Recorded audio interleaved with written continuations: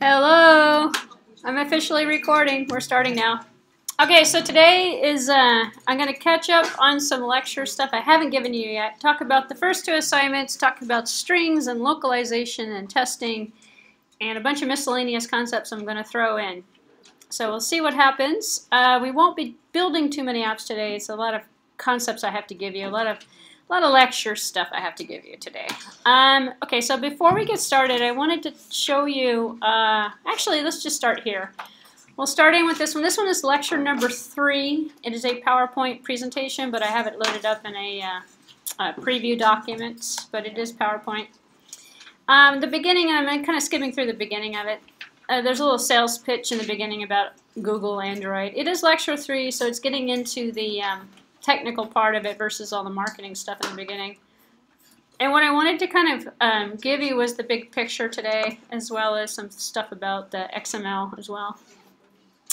So as I mentioned earlier, we studied Java. We looked at Java because it's all written in Java and it's bytecode. It's actually Dalvik, if I say that correctly. It's compiled to Dalvik bytecode, which is a dialect of the Java. So it doesn't turn into a dot class.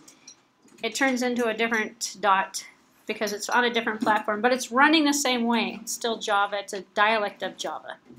So you write the app in Java, you compile it in Java, it transforms into Dalvik bytecode, and then that gets loaded into the Dalvik VM.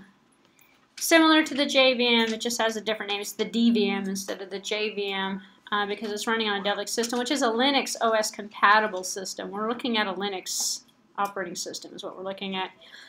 Which is actually kind of interesting. So the runtime is optimized for mobile applications, which is why it's different. Otherwise, it would run on a regular old JVM.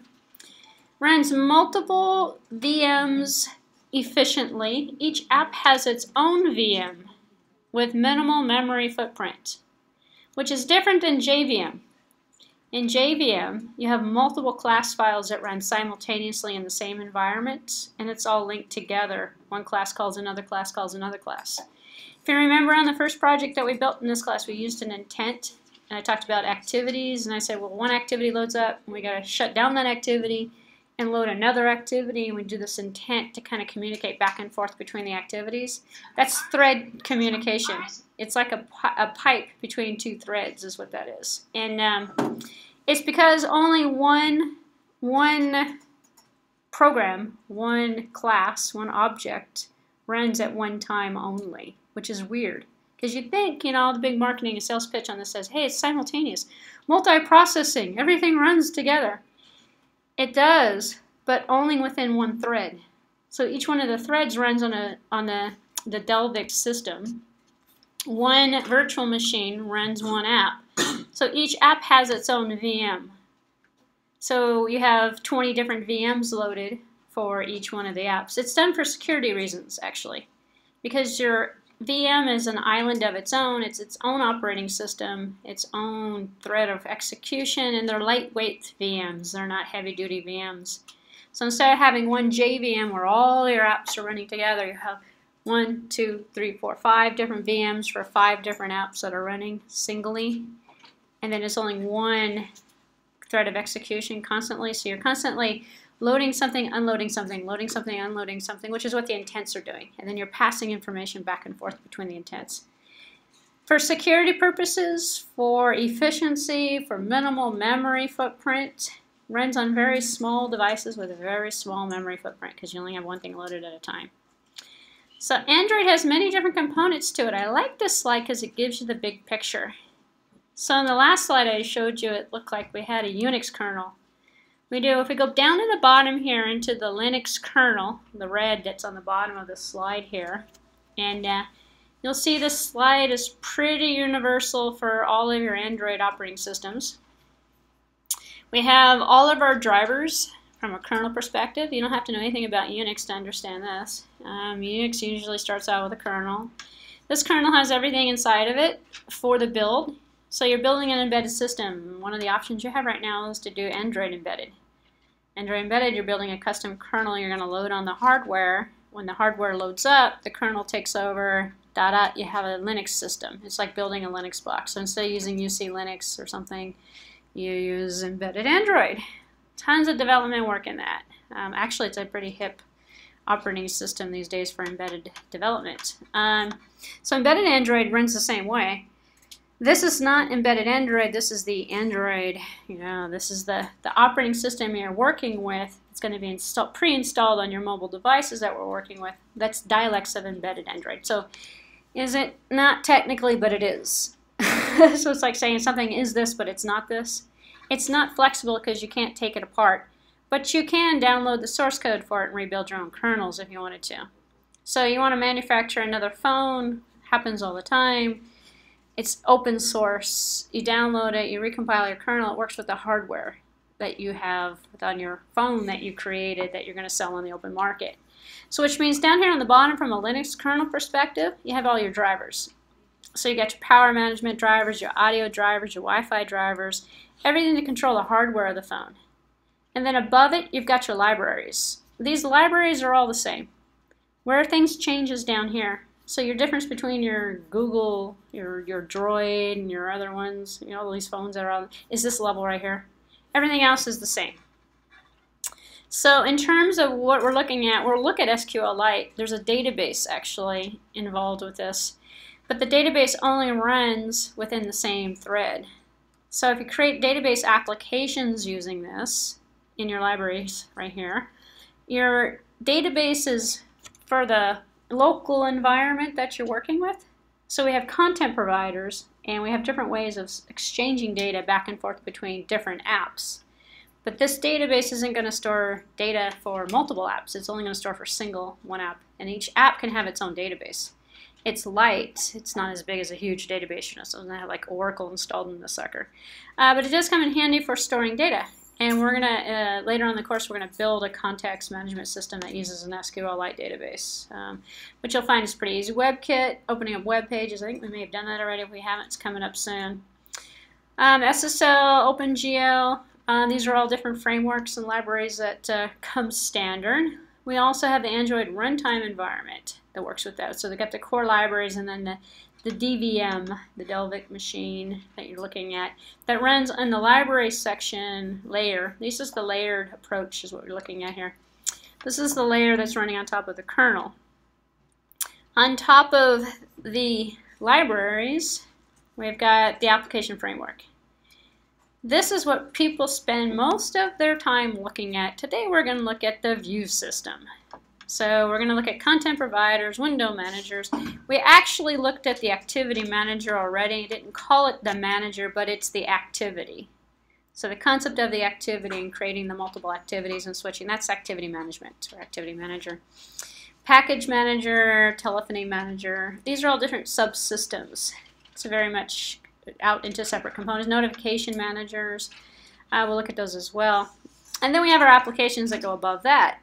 So you're writing up here. So you're writing stuff to be added to the applications level or layer, if you want to look at it, that works with the application framework, which is primarily your interface to this. So once you learn the interface, and once you learn the libraries here, then it's a matter of picking and choosing and designing your application to actually work with that. So I just wanted to give, because I hadn't done this yet, I wanted to give you the big picture in terms of all the components. And it makes it look simplified, actually, and it is pretty simplified. This is how we can get one operating system running on many different devices, because it's layered out. Basically, it's this bottom layer that's going to be having most of the changes done to it. So. And let's see, emulator, we know about the emulator. Written in Java, we know that. So some of the stuff we've already covered already, so I'm going to kind of skip through it. Reuse components, we know that. Publish capabilities, we know that. So let's take a look at some of the structures, the common structures. We looked at the activity manager already. That was the first one we looked at. That manages the life cycle of the application and provides the common navigation backstack. Well, I believe I have the life cycle in here. Here's the life cycle. I'll go back down to the life cycle. So activity is one of the things you can do. The activity manager manages, or is part of the life cycle concept. We have the on, remember the on create. And I think we did one that did the on resume and on start. No, we did that last time, I think, or the week before. And there was a sample tutorial that does that. And you see how we can switch. So one thread of execution is switching between all these different life cycle, aka states that occur. So normally we start out here. Most people can't, you can't avoid learning about onCreate. It's the main component of the thing. OnStart is after an onCreate, but it's usually OnStart is called from an onResume or onRestart. In terms of the kind of different states. And then the activity is running, which is actually kind of interesting because the activity running is like in the middle of everything. And then we have the extremes of the states in which the activity hasn't started yet, or the activity is shut down. So we have the different floating areas. So a lot of people who really get into this can determine exactly what happens when their app runs. See, you want to be familiar with this because you want to know what happens if the user pauses the app, or what happens if we receive something while the app is paused, and then what are we going to do, like receive a notification or something. Or what if the app gets shut down prematurely before we're able to save something, then we can save something. Because the funny thing about apps in general is the nature in which they're running. In a computer application on someone's desktop, you have more control over it as a user. You start the application, let's say it's Microsoft Word, you start it up, you write a file, you close a file. You're generally driven in terms of the activities. In apps that we run on mobile devices, sometimes we don't know, like the app is running or something's going on with it, but it's just kind of there. We don't use it the same way as we use applications. And a lot of times they sit and then they go hibernate, they hibernate a little bit, they go in the background, and they're always running, sometimes not. So having the ability to, detect a freeze, detect a pause, detect any of these different states, they have a longer life cycle, long story short, and being able to detect the life cycle and work with it allows you to create more sophisticated apps in the end. So common structures. That was the activity manager dealing with the activity life cycle. We also have the notification manager. Notification manager enables all of the apps to display custom alerts in the status bar, which is at the top. So we have that notification that shows up on the top. Resource manager, that provides access to the non-coded resources such as localization strings. We're going to look at the resource manager today. That's the second part of this. Graphics layout files. We'll be looking at the layout files today as well. And then we're also going to take a brief look, start look at the views. There's an entire view hierarchy that I'm going to show you in a few minutes that's going to get into the list, the grids, the text, the boxes, buttons, all sorts of the embedded web browsers, all sorts of the different view components. And then we have the content providers. Those are the applications that enable applications to get data from the phone, from share data between multiple applications. You can't use the databases for that. What you have is content provider. Content providers have your contact list, has your emails, has all of the content that's shared among many different apps. Really easy to create another email program or to create another SMS program. Well, we're going to do an SMS probably next week, actually, if we haven't done it yet, so that you can use that information as well. And then we're going to go into the broadcast receivers, and then we'll talk about data, which is the roadmap ahead of us, and data storage. So in terms of the broadcast receivers, it triggers intents that start applications. We receive something that tells us, hey, we got a text message. Broadcast receiver comes in. The receiver can be programmed. It's a service. It resides in the background, hangs out while we're using our phone. Receiver receives an incoming text or an incoming call, and then it opens up the application to basically receive it, to take it in, to handle it, to process it. But it's an action-oriented, event-driven behavior that comes in from a broadcast that we're listening on. So we listen for a broadcast. So we have listeners, as I mentioned before in the listener design template, I believe I went over in this class, where we have the listener component that just sits out there. Well, that's the broadcast receiver. Part of it is a listener. It's part of the listener frame.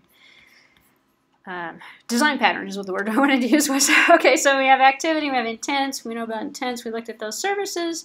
We have services that are not broadcast receivers that fall into a separate category. A service can be any background process. So we can create background processes. And then you're wondering, you're saying, well, wait a minute, now I thought you said you can only have one process at a time running. So if you're listening earlier, I said you can only have one process at a time running. One foreground process. You can have as many background processes as you want. Just like Linux, we have foreground, we have background. this is Linux. So you can have as many background processes running. So a lot of people do is they start stuff up, put it in the background, go from the background to the foreground, background to the foreground. Then you have multiple things running simultaneously. You have multiple processes running. You only have one moment at a time, only one foreground process.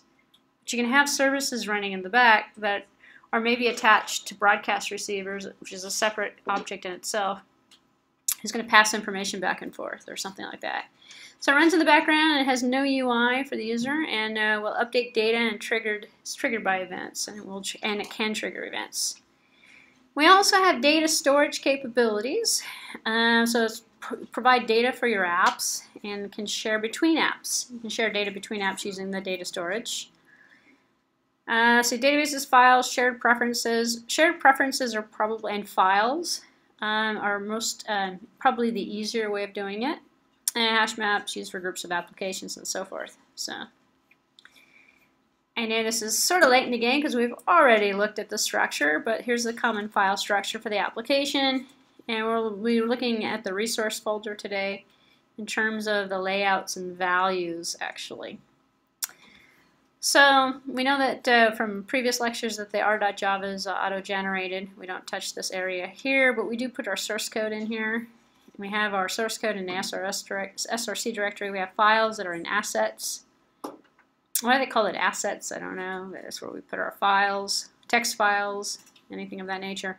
Images goes in the drawable sections. The UI layouts go in layout. Values, we're going to look at today with strings, goes in the constant section. And lo and behold, we have our manifest. So shared components from a building block perspective.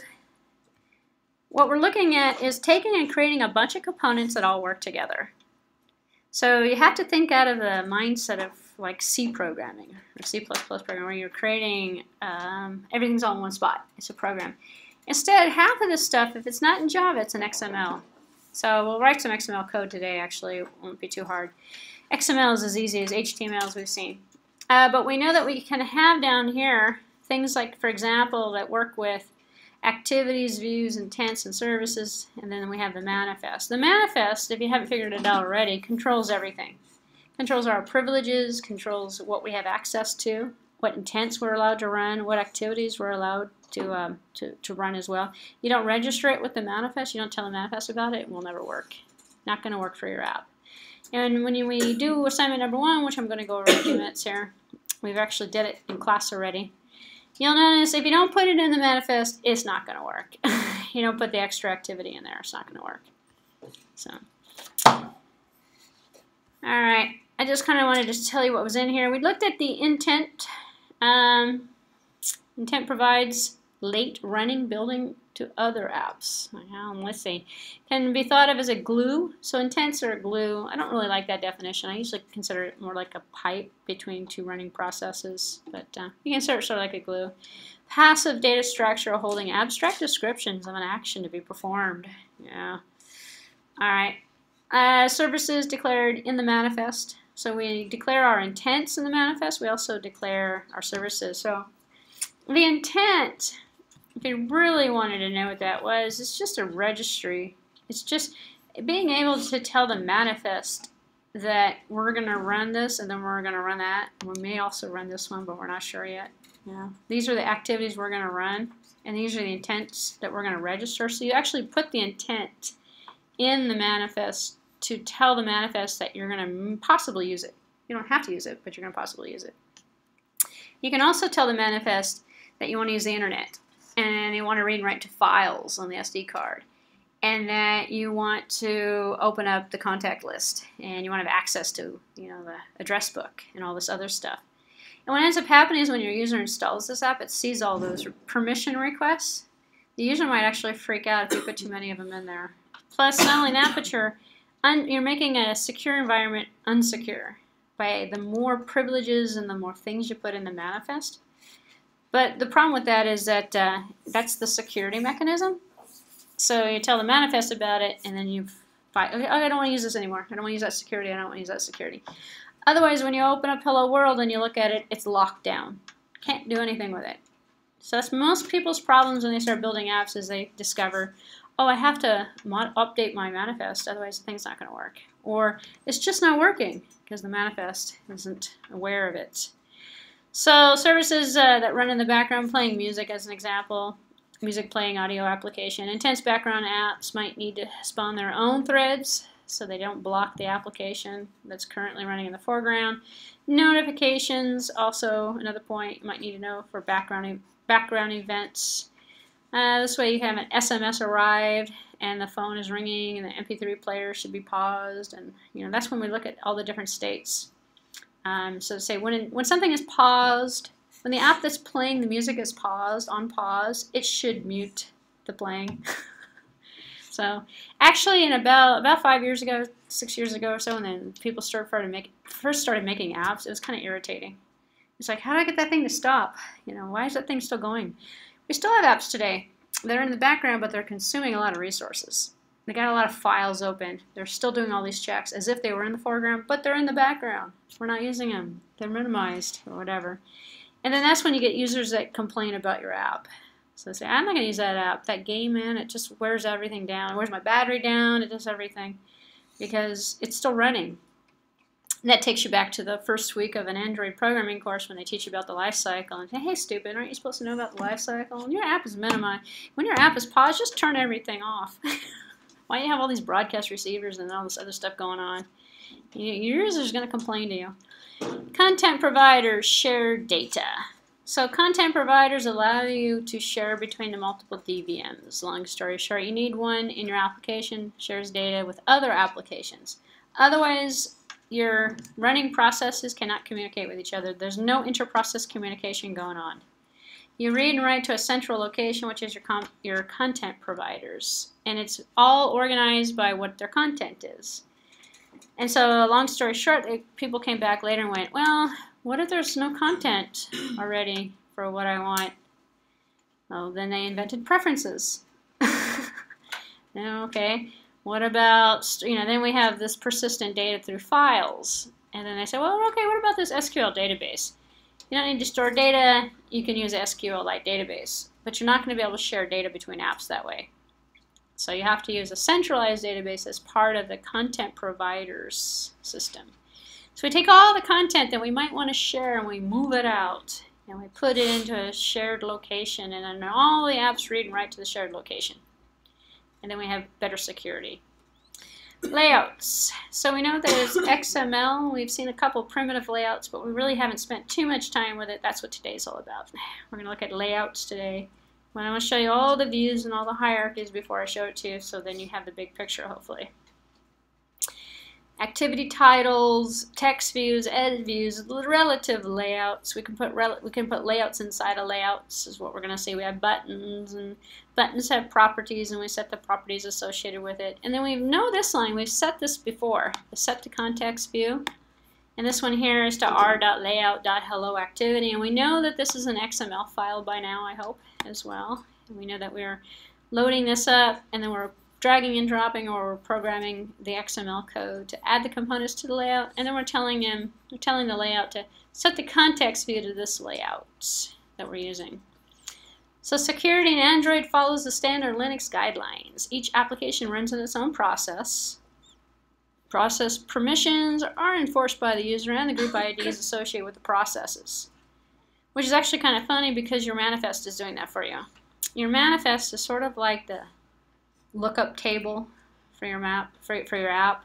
That each process has got its own lookup table, and you put everything in there. So if it's not in the manifest, you're never running it. If you have an activity that's not in the manifest, not running.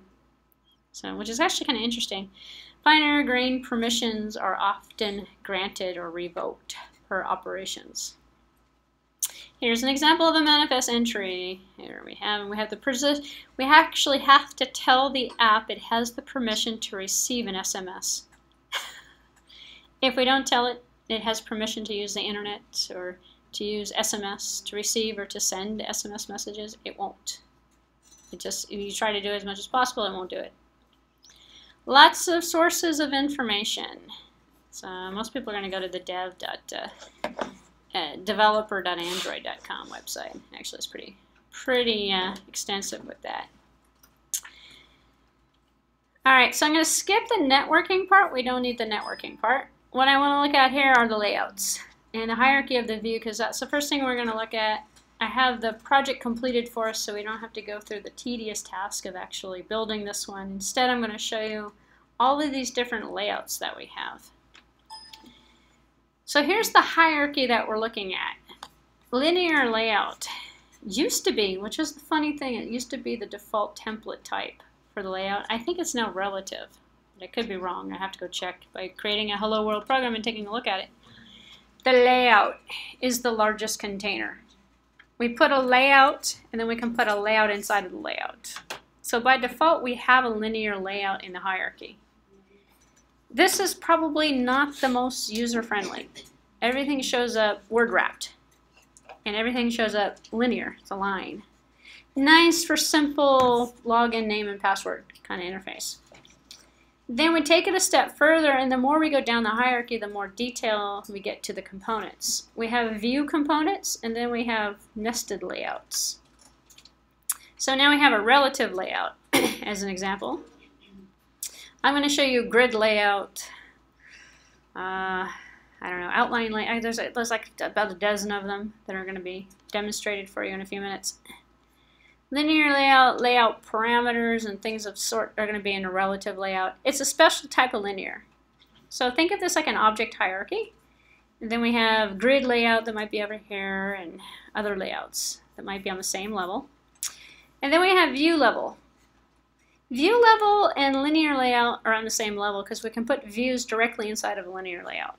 Whether we put linear out there or not, doesn't matter. We still get a linear layout. We have to add another layout to it.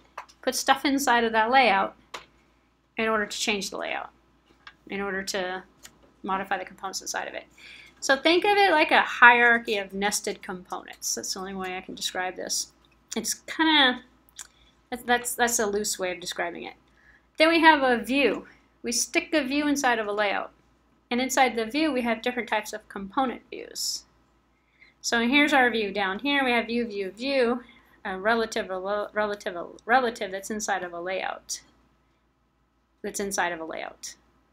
So we could put layout, layout, layout, layout, layout. We can also go layout, layout, layout, layout. Stack them one on top of each other or nest them one inside of each other. Depends on what kind of an effect we're going to have. We can hide and show the different layouts and add different layouts and views programmatically as well. So here we have a bunch of screens that are divided out into views with a view group. Just as, you know, just not to totally give you the, well, this is the biggest hierarchy you could possibly imagine. Yeah. Yeah, but don't call them widgets, call them views. Buttons, text boxes, they're all view. They're all part of the view family. And so you put views inside of views, and you put views inside of layouts. So a view contains another view, or contains a layout. Then you can do view groups that are going to be nested groups of views. And then you just take the whole group and you stick it inside of another view or another layout. So we can have one ready outside, and they can be reused, right? The views, like if. Oh yeah, no, you can reuse the views. You can hide and show views. You can swap views. Think of it like a hierarchy of components. Anything inside of the view goes with the view, which is what you're doing with a view group. So here's our view. We have our view stub, and then we have an example here is a text view. List view, text view, there's a couple of other kind of. And then in our text view, what can work with that, these are other view components, by the way. The edit text, the digital clock, the button, the checkbox, the check text view, all different forms of the, well, the checked text view is a hierarchy that comes from, derived from text view, which derives from view. So you don't actually have to remember all these different components, and you don't even have to know about, well, you don't even have to know about the nesting either. As long as you take one thing into consideration and always remember that anything inside of a layout is a view. All we have are layouts and views. So when we write a method, we're usually calling a view. So we did this last time actually with tic-tac-toe. And we were looking at components, no, we were looking at container and view. The container is the outside that's holding, the container is holding the layout. We put a layout in the container. And then we took the view in. Because you can actually do, you can actually create, and I have one of these I'm going to do for you, but probably not today, where you can just click on a view, and it works the same way with iOS as well. You click on a view component, and it'll tell you what it is.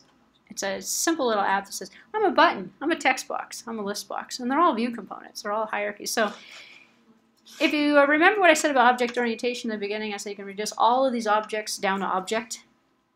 Well, you reduce all these guys down to views. And you send a view to something as a parameter, which means you can send the method. If it's an on-click method, you're going to send it a button or a text box or a line or something of some view hierarchy. All right. If we come down here, we see relative layout, linear layout, frame layout, absolute layout. There's also a grid layout. That's another form of a layout. They're all view groups because they're grouped components that are made up of subcomponents. And then they fall into view groups instead of views because they're, map view is a view group, a view adapters is part of a view group. Group of components together to define a view. It's just a little bit lower in the hierarchy than view. So here's the big picture again. Because this is kind of confusing, but it has examples in there. Here's the hierarchy for you. Hierarchy of views can include smaller, similar groups. View groups got a view group, got a view, got a view, got a view, got a view. View is the lowest level. View group is a higher level. So you can put view groups inside of view groups. No end to the nesting. So children do as they're told in Android. Well, theoretically, if you program them correctly. So here's our view group. And then we have a text view with a width to equal fill parent. And then usually at the beginning of the course, people go, what's this parent? Well, I call it a container, but it's really a sub-hierarchy of a view group. What's the view group? Well, it's really a bunch of views put together to give us a layout or to give us something that we're working with in terms of the underlying component that's there first. So here's a wrap content, fill parent, match parent. Match parent's another one, giving you the same size. So text fill is a child of the parent view group and fills or wraps the content inside of its group. So many types of controls in Android. We're going to look at the controls today. Checkboxes, stars, on and off. So list can handle, so we have list groups that are part. So we have a spinner. We'll look at a spinner today actually. Spinner, galleries, grid views, list views. We can turn them into a layout view by putting them together into components. We also have list views that are in here. I was looking for them here, which I'm not going to be on the screen here. Okay. Well, the earlier APIs never had them actually, and this is an older lecture. So now we have list groups that we have in there, list views. So you can handle via adapters and fill them in with XML values. So this is an array. We're actually going to create an array today, add it to a view component. We'll probably put it on a list view of some sort. No, actually we're going to do a spinner. We'll put them on a spinner. So we have the table layouts that allow for us to add data to tables in terms of a table component, table layout. So using a hierarchy of views, tools, this is actually part of the tool set. I don't use it, but inside, you know where you have ADB and platform tools, where you have the ADB manager that loads up your emulators? Well, you have one in here that loads up this tool. This is the hierarchical view. So if you load this up, it looks like you can actually take a look at the components visually and see the hierarchy of how you've got them put together for your app. Don't use it myself, but I know others actually do, and it's a great debugging tool. You can't build it, you can just look at it. Well, you can actually troubleshoot any problems you might have with it. So if you're bored, look at the hierarchical viewer. It's actually a clickable item, brings up a little Windows program. I think it's written in Java, so it works on any platform. So the views are tied to activities, as we saw before. Model view controller, as I was mentioning during the design patterns. So activity is going to control the view. The view is the component, the visual. So one class per activity, end screen, which may be done in XML. So we have the activity. This is actually a good picture here because it's showing you the activity along with the views and the view components, and then the resources that are working with the views, and then the manifest that kind of works outside of the entire environment, works and controls the entire process that we're running. So some people like pictures, some people like looking at source code. So one layout per activity. So we've seen this already, actually. Action start with a hit server, list server, main. Actually, main is action start. Hit server's got a hit server view, and list has got a list view. So, in fact, now the new template, you make a new class and you get a view with it, which kind of copied iOS because iOS started doing that. So here's the XML layout again with some components in it. We've seen this before. We have a button in here, edit text. So hierarchy of views, as noted earlier, is in here. Actually, you can see the hierarchy here. You have the table layout as the higher end view, and then all these components are nested inside of the table layout because the closing tag for the table layout is down here. And for those people, for the benefit of people who don't know HTML, which is kind of rare these days, we have start and end tags. This one's a start tag. Usually a tag is enclosed by these little arrows, opening and closing arrows. The end tags have a dash in front of them. An empty end tag is just a single dash and a closing arrow without a word. Matching end tags open and close different sections, so table rows at opening, table rows at closing. They go in reverse order. So if you open this one, open this one, open this one, you're going to close this one, close this one, close this one in the reverse order. So those are for people who don't know HTML. So. And for those people who may not have worked with HTML in a while, it's just like HTML. The syntax is the same.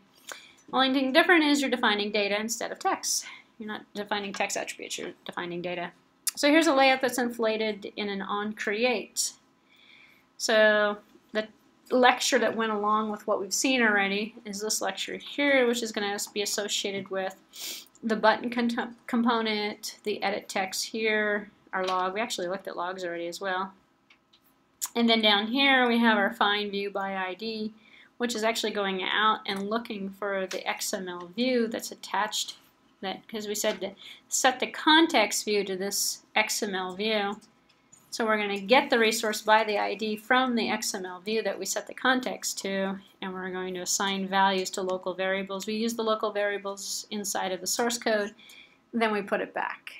We're not reading and writing back and forth to the resource.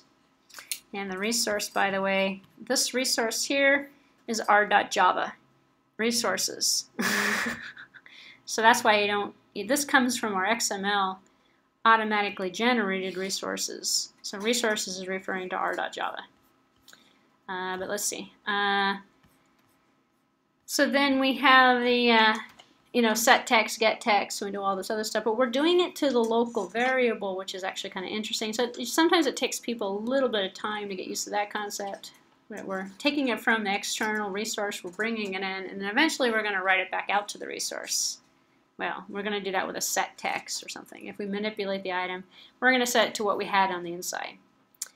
Which is kind of like how people read and write files, to files. You don't open up a file, read to it, write to it, close the file, open up the file, read to it, write to it. You open it up, take all the stuff in, work with it locally, and then write it all out when you're all done, which is kind of the same concept.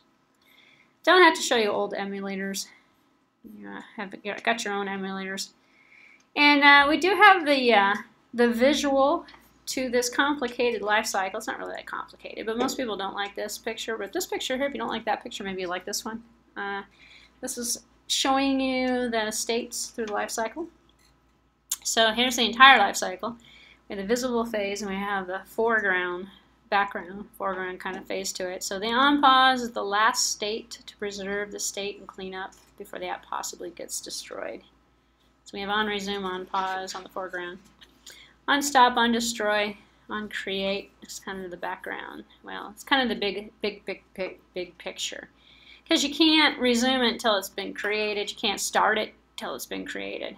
So, which is actually weird because starting and creating are two separate processes, or two separate states in the processing. So, which is kind of like if you go back to your Unix class and you look at all the states of a process, you have new, and then you have running. It's like, how come I have a process that's new, that's been created, but it's not running? Well, that's on create and then on start is essentially the equivalent to that. So the handler class provides access to the running thread. So we actually have a handler. We call it a handler. It's an observer class. Handler has a looper which contains message queues that can be called in return, essentially from the thread. Here's a handler puts a thread response into the UI thread as an example in this case. Handlers do all sorts of different things. They handle events. So it could be, well, we have a special handler, the onClick event for that, but it could be handling the transfer of data from one port to another port, receiving of data, anything that might happen from an application perspective. In this particular case, it's handshaking between requests from a server, the data going back and forth. So I'm not covering the network part of this. I wanted to show you the big picture here. We're not going to look at that yet. Okay, good. So that's all we're going to cover out of this lecture for today. So now what we'll do is the fun stuff, but before I do the fun stuff, I want to show you the assignments before I forget, because I keep forgetting to go over assignments. So assignment number 1, you've already done. I'm just going to show it to you, just in case. Oh, here we go. This is going to bomb out on me. Maybe it's already opened. Let's try this again. Assignment number 1 we did in the first week of class or the second week of class. It's the Hello World program. If you've done it in class, you've got it already done, clean it up, upload it to the EMS. That's the one we did in class. Yeah, so I'm trying to tell you, this class is not a hard class. This class is easy. You're supposed to learn a lot, hopefully. It is the same thing. It uses intents.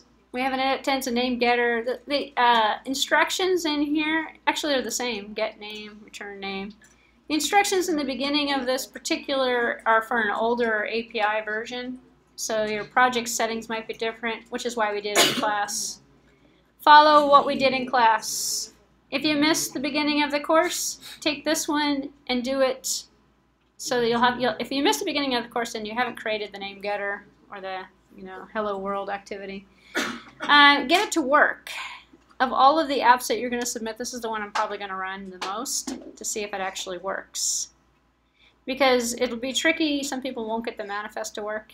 Some people won't get, in fact, if you look at all the problems, this is probably the worst one in terms of getting it to work with all of the other programs that you've been writing. Because it uses intents, and you have to register the intents, and you have to register the activities. And then sometimes the timing just doesn't work. So, questions on the name getter Hello World? Nope, perfect. That one you should be able to do if you haven't done it already. Upload it to the EMS. Don't wait till December. Next. Assignment number 2 is, stop me if you have questions as well, by the way. Assignment number 2 is just as easy, not labor intensive. It got loud as soon as I mentioned assignment number 1. It's kind of weird. It's in multiple parts. It's hello testing and hello localization. So what you're going to do is follow tutorials. You're going to complete the Android testing exercise that is at this link, and one of the part of this of doing this is to make sure the links are still working. So copy.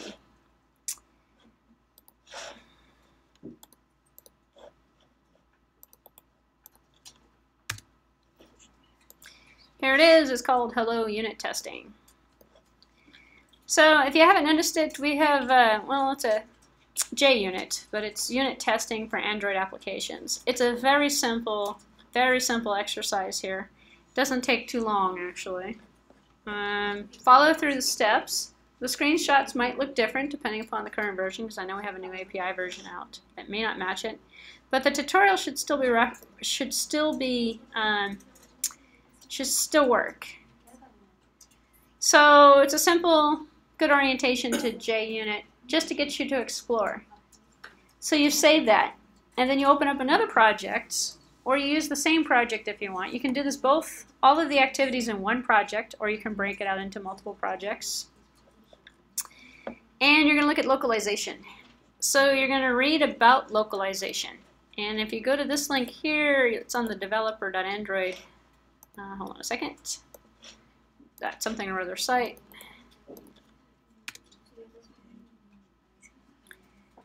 And everyone's going to the site, so the network's not going to let me. Oh, here it is here. Localizing with resources. So what we're looking at today is going to be our first tutorial that we're going to work at is called strings. So we have this string.xml file that keeps track of all of our strings, which is a slightly different concept than what we get in other programming methodologies. But we keep track of the strings. It's in the resource. We call the resource whenever we want to use it. And these are strings of names that we're going to use over and over again, like our application name or like our something, you know, I don't know, we're going to call a particular menu or something. We put them in a central repository, and then we can make arrays, which is also what we're going to do today, make an array of strings. And then we load those resources into our GUI components, into our views, and we use them over and over again. And then we have this thing called localization. And that's the second part of this. So the first part of this is looking at localizing with resources, looking at strings, creating strings, and then also looking at, well, how am I going to set localization? So we have a natural interpreter for us. In fact, it's on your phone. You just go to your phone, you go into the settings, and you look at localization, and you can change everything to French, or to Spanish, or to German. Anything you want it to. So if you do that, what happens to your app? Is it still in English? So you take your app, you made this beautiful app, you put it in the market, your customers downloaded it, and now they're in France. And they're going to load up your app. Do you seriously think they're going to want to read everything in English? Probably not. So you have a couple of different string files. One string file is in French, one string file is in English, one's in Spanish, one's in German, all the languages you want to support.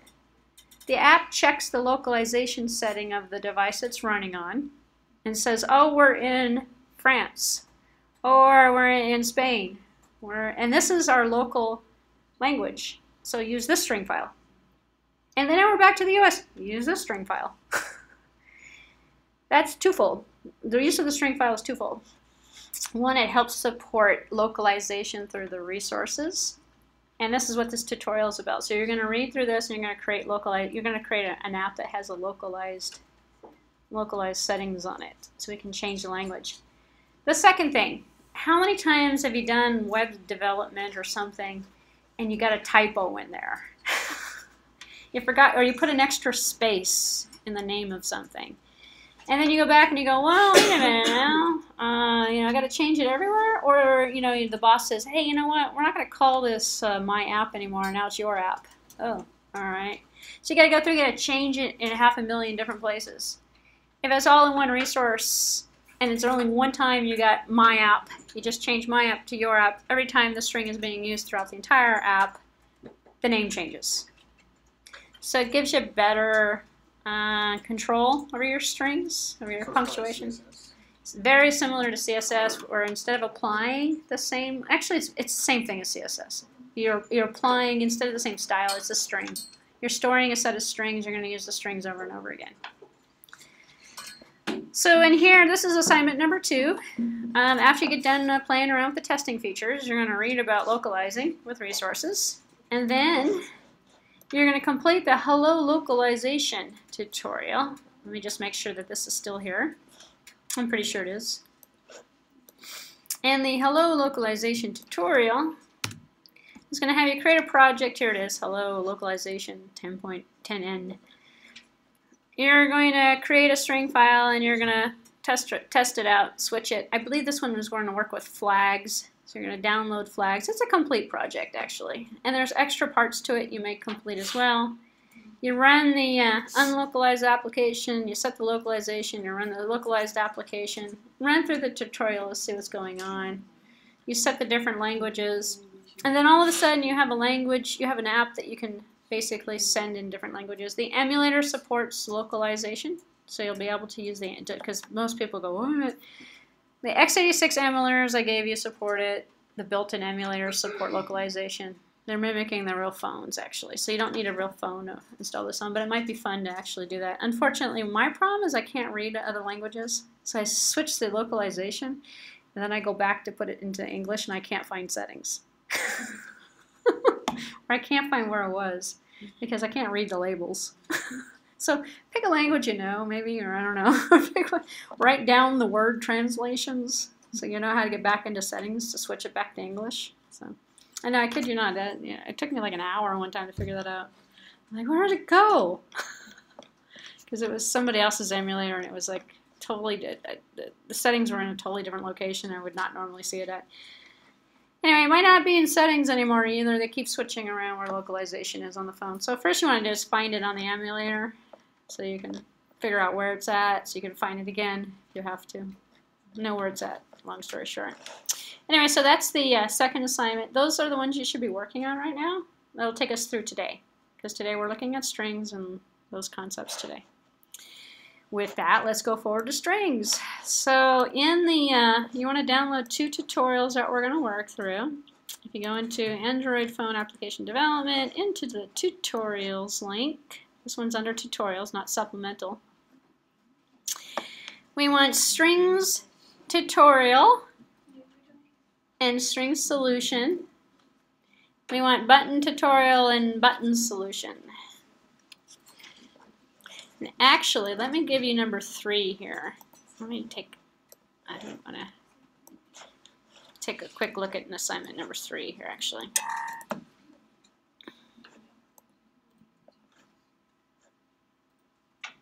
Number 3 is on Notepad, okay. Number 3, if you're working ahead, next week I'm going to have an alternative number 3 for you, because they changed the mapping APIs for Android, and they're a little bit harder to do without the phone. So emulators can only take you so far. Emulators don't normally have GPS or GMS. They don't have anything. They don't even have cellular service on them. In fact, some of them don't even have internet service that's available through the emulator, but yours should probably have internet at least. Long story short, you're going to have problems testing GPS location unless you send it the locations, longitude and latitude, through the DDMS debugger and you simulate it that way. Still, other people have problems, especially with changes. What are you going to do? Like, take your computer and run it around the room to change the location and then manually change the location? Right? It's conceptually hard to test unless you have the real device. This has actually been problematic to a lot of people in the past. The mapping programs used to be a lot easier. So you're still going to do the Notepad part. You're still going to do part 1, but I'm going to have a couple different choices for you for part 2. If you want to tackle this, go ahead, but it's not ready yet. You might have other choices that you might like better, is what I'm saying. Because I'm going to add another, I'm going to modify this assignment to add another option here to those people who don't want to do the mapping stuff. Registering and getting the Google Map key is a bit of a hassle. And you have to have a Google, I think you have to have a Google Play account right now to do that as well, but I could be wrong. Long story short, not as easy as it used to be, so you can start assignment number 3 if you want, but only do the first part. The first part is a Notepad tutorial. And in your Notepad tutorial, let me just make sure the link still works.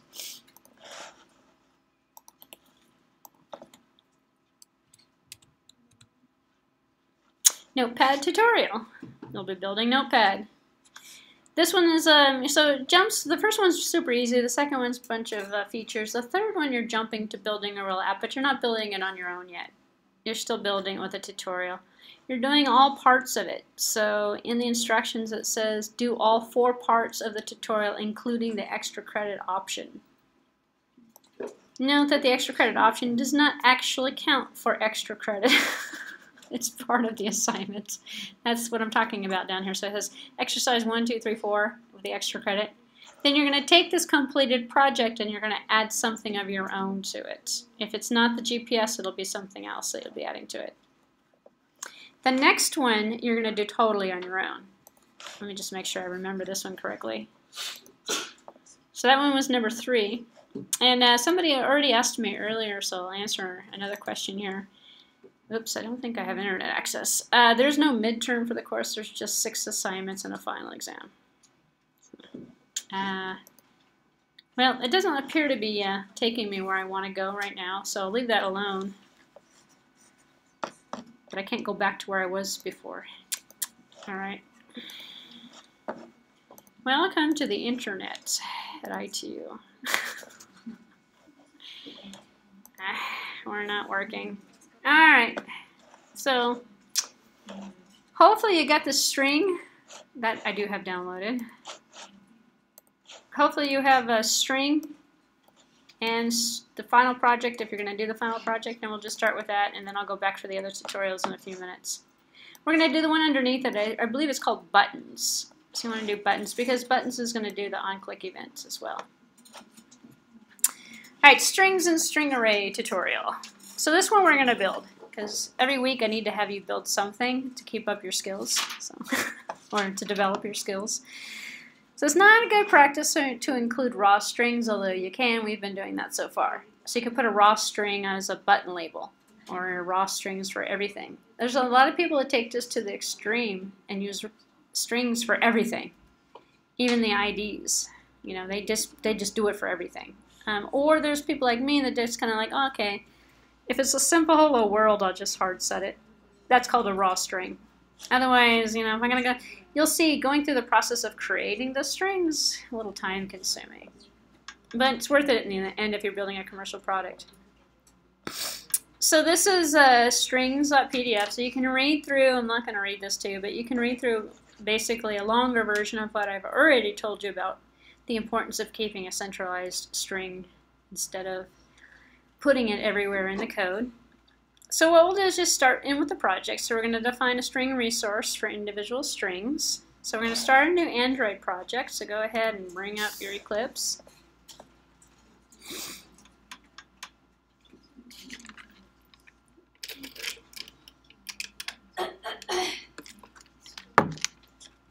Looks like I got a bunch of junk in mine already here. So I'm going to go File, New, Android Application Project. I'm going to call this one My Strings. My String sounds pretty good to me. Doesn't really matter what you call it. And then go, actually I'm just going to call it Strings. Here we go. Click on Next, click on Next again, click on Next again, click on Next again. Just finish it. They should just have a quick easy out right there in the beginning, but they don't. Alright, so I have, lo and behold, I have strings that was created. And so, let's see what my tutorial, oh, actually it took a while for it to come up too. Oh, looks like my page came back. Oops, hold on one second. This is what I want. So we have a resource that we're going to create, and it's called values. So if we take a look at the project, we immediately get opened up to, in the resource folder, we're under layouts, and we immediately see this activity main. Oh, is it attendance time? Okay, we can do that now. Good stopping point. A little small break for attendance. Alright, so we've created the hello world. That's about as far as we got. But since the break started here, I've had a lot of questions, so let me clarify a few things for you guys. For those people who didn't ask the question yet but are thinking about asking the question. We have the difference between the raw string and then we have the string from string.xml. If you open up values over here on the left-hand side, you'll see you have strings, strings.xml. If I double-click on strings.xml, I see I have 1, 2, 3 strings. The first string is called app name, the next one's called action settings, and then hello_world. And if I look to the right-hand side over here, I see I've got the name is called hello world. The value is hello world. It's the text. So this one happens to be called hello_world. It's in here. If I click on the strings.xml file, I can see I define them. I can define them this way as well. Leave that one open. Still leave it open. Go back to activity_main XML. They're both XML files. Everything in the resource folder, well, 90% of it's all in the form of XML files. So that's how we're parsing information. If we come back here and we look at this guy over here, and we look down here, or we switch over to the XML view, I see I have this in here. And a question came up a few minutes ago with somebody saying, well, you know, what happens? Well, if it's in quotes, we have opening quote, end quote, and inside the quotes we have @string. The this is called an @directive, by the way. The @directive tells us to look in the resource folder, and the name of the resource we're looking at is string. That's this string right here. Well, strings. Well, it's strings. String, it's just like drawable dash whatever, string whatever. / hello world, that's that string I just looked at. The value of hello world, if I look in here, was hello world. So I can change it and say another value. And then I can save it.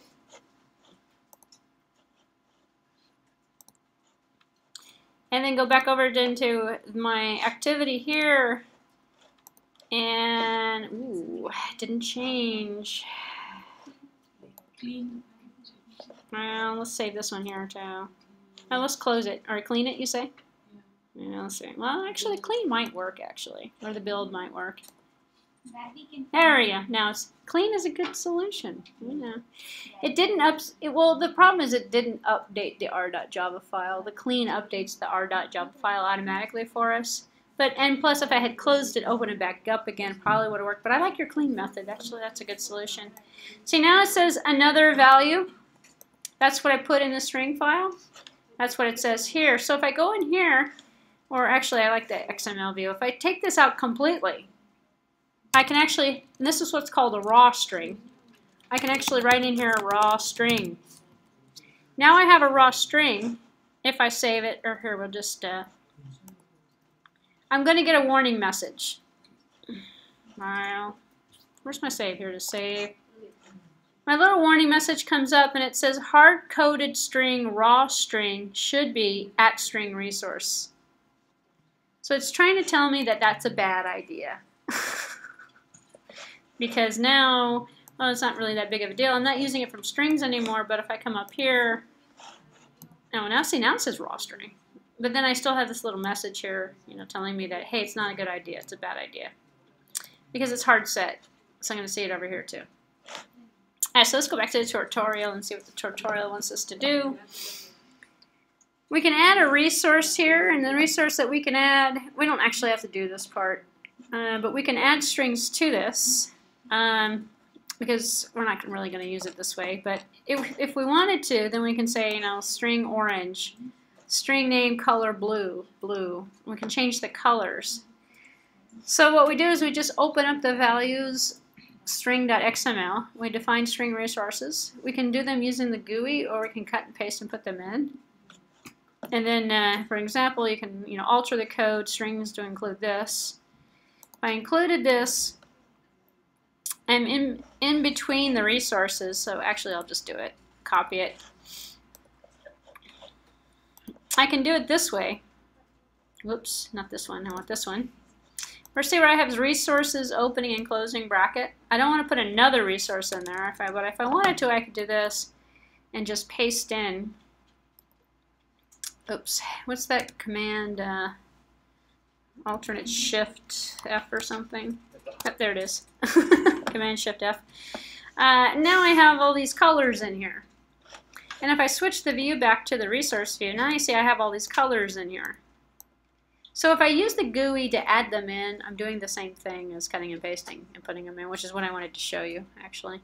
So now if I wanted to, let's say color pink, and I have this word called color pink in here. If I wanted to, anywhere in anything here, I can just put my @string color underscore pink. Now I have color pink in here as an example. And my error message is going to go away because now it's going to be happy, and if I take a look over here, it's going to say color pink. Because I think I misspelled it actually, but anyway, long story short, you can see, hopefully get the clue in terms of what's going on with that. It's color underscore pink, which is pink, the value of pink that should show up. Okay. Alright, so let's take a look at the tutorial then and figure out, don't do that, just leave that alone, that's optional. So note that color underscore prefix for the string resource helps remind us that we are creating a bunch of colors. So the problem with the string resource, and the point that this tutorial is trying to make to you, is that if I come in here and I create a bunch of strings, they're all showing up at the same level, they're all in the same hierarchy, there's no packages, there's no separate directories or anything. So long story short, you want to like say color pink, color blue, color orange, to say that these are all colors. And this is kind of like taking and creating 1, 2, 3, 4, 5, 6 different colors and keeping them as separate string resources. The more effective way of doing this would be to create a color array and put 6 colors inside of the same array, which is why we would use arrays, or how would we use an array in the real world, actually. So, which is what the tutorial is going to do for us. So we can load the string resource programmatically. We can easily load the string and use them and with the getString method. So if I said string my string, and here's another question, or another point. You don't really have to do this, but I'm going to go ahead and do it. I'm going to go back up into, well, what's wrong with strings first? I don't know. Let's save strings. See, now I see pink. So now pink's showing up. What's wrong with strings? I got a red thing next to it here. Let's take a look. Another value. Looks like I got some issues here. So, what does it say? It says originally defined here, F2 to focus. String. What was your... Oh, I have app name here. Oh, I have it down here too. Oh, I must have cut and pasted that in there. Okay. Thank you. Thank you. Yeah, I cut and pasted 2 duplicates in there, which is why I got that error message. So I was just pasting what was on that slide set. So now the error went away. So now say it's getting loud in here again. Okay, so if I come back up to the source code, and I'm in my main activity.java file, and I'm in my onCreate method. In my onCreate method, I'm going to go ahead and paste this line of code in here. So somebody else said something earlier, which was actually kind of interesting. They said, couldn't we just use the string constant? And actually, it was you in the back there. And I said, yeah, you can. You can do this. You can go string, my string is equal to hello world. And I can create a string out of that. That's supported, that's core Java, that works just fine. If we do it this way, we can predefine the strings, store the strings, like all my colors as an example, or my app name, or my menu names and items, and then I can load it this way. String my color is going to be equal to, and using a getResources. So getResources is a method on the object to get, because what we did was we created a resource. GetResources.getString from r.string.colorOrange. And this is going to put the word orange because this is what's stored inside of color orange. So in my XML interface, so I close strings, here we go. Here is orange right here, actually. Color orange. So in terms of the XML, let me show you something real quick here, actually. This is all written out on one line. This is really the string opening tag, the string closing tag. And then in between the string, we have one parameter set that's going to be name. And the name of the string is equal to color orange. And then the value that's associated with it is color orange, or is orange. So we don't actually have to put quotation marks around here. Some people do this. They put quotation marks in here and then they get into trouble.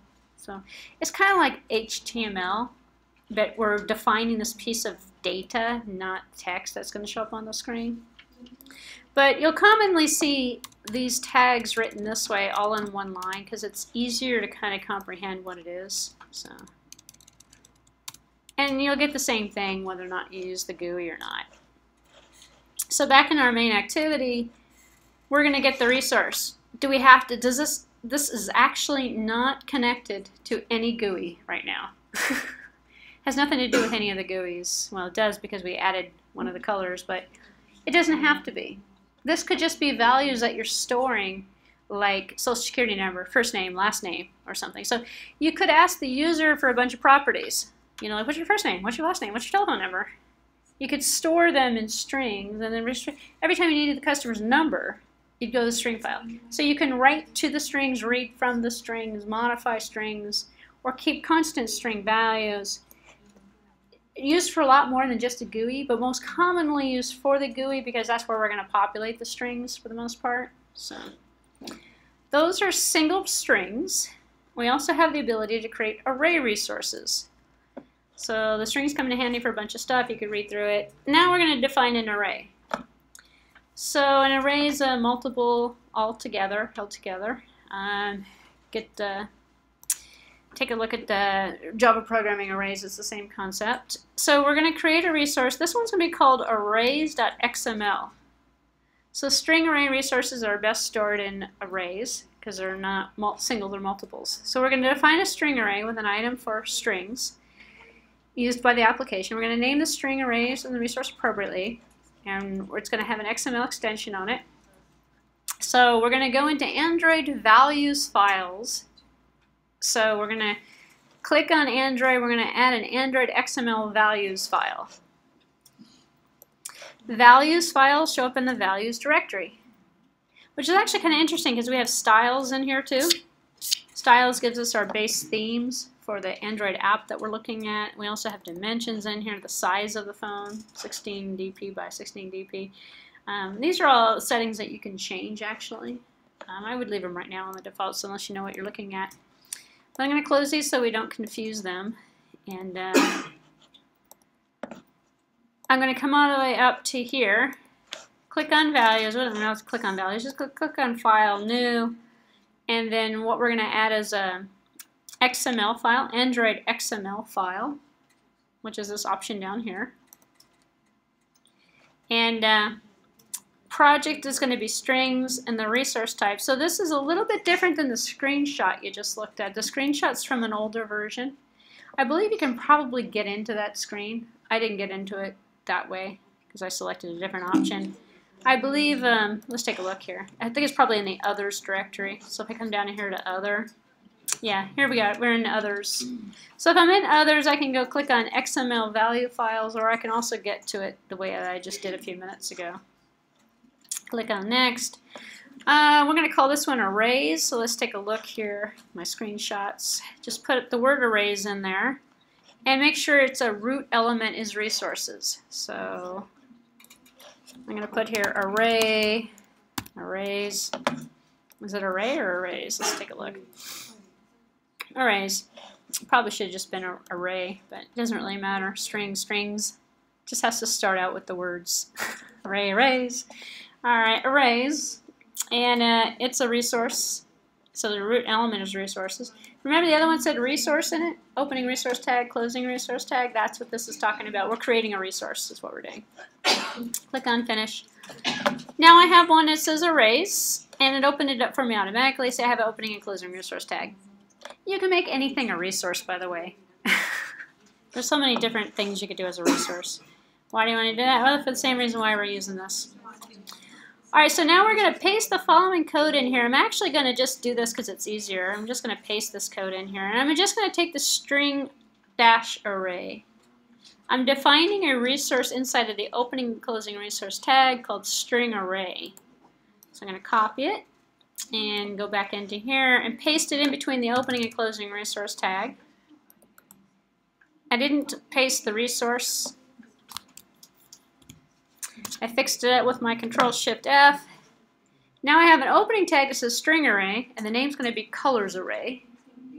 And in there I'm going to define orange, blue, pink, red, cyan, and yellow as my colors, which is interesting because it's going to use the string. So I'm taking, now the reason why I'm doing this is to kind of show you twofold. I'm using one resource inside of another resource. So make sure you put the strings inside of the string class if you haven't done that. Strings XML. You need these guys in here because it's pulling out of the strings and putting the strings inside of an array. And the elements that I'm putting, well, they're called items. I would have called them elements, but they're items.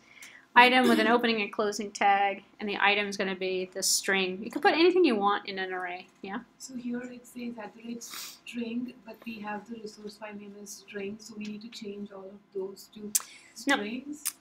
Just like drawable dash HDPI turns into drawable, and drawable LDPI, strings turns into string. Oh. Okay. And it just takes the first part of it, does a pattern match. Resources are actually kind of funny. It goes through recursively through the resource folder, trying to find a match. It finds the closest match. So what if we have one file name as strings and another one name as string? Then you want to use the proper file name. If you have another one in there called string, you got to use string. If you want to use string. That's why, going back to what we did last week with drawable, and that tic-tac-toe game, that's why I just created a drawable. There was no doubt it was going to find that drawable directory. If the drawable directory wasn't there, and I put drawable, then it would find it in the closest match, starting at the top of the list and searching downward. So if I can't find string, I'm not going to find string, but I'm going to find strings, then I'm going to find it there. It does kind of a name lookup, a name search. I guess in the real world, you probably should use the exact name. That might be a good practice, but you don't have to. So. All right, so now I have this in here. Let me just save and make sure I don't have any miscellaneous errors or anything. And I don't.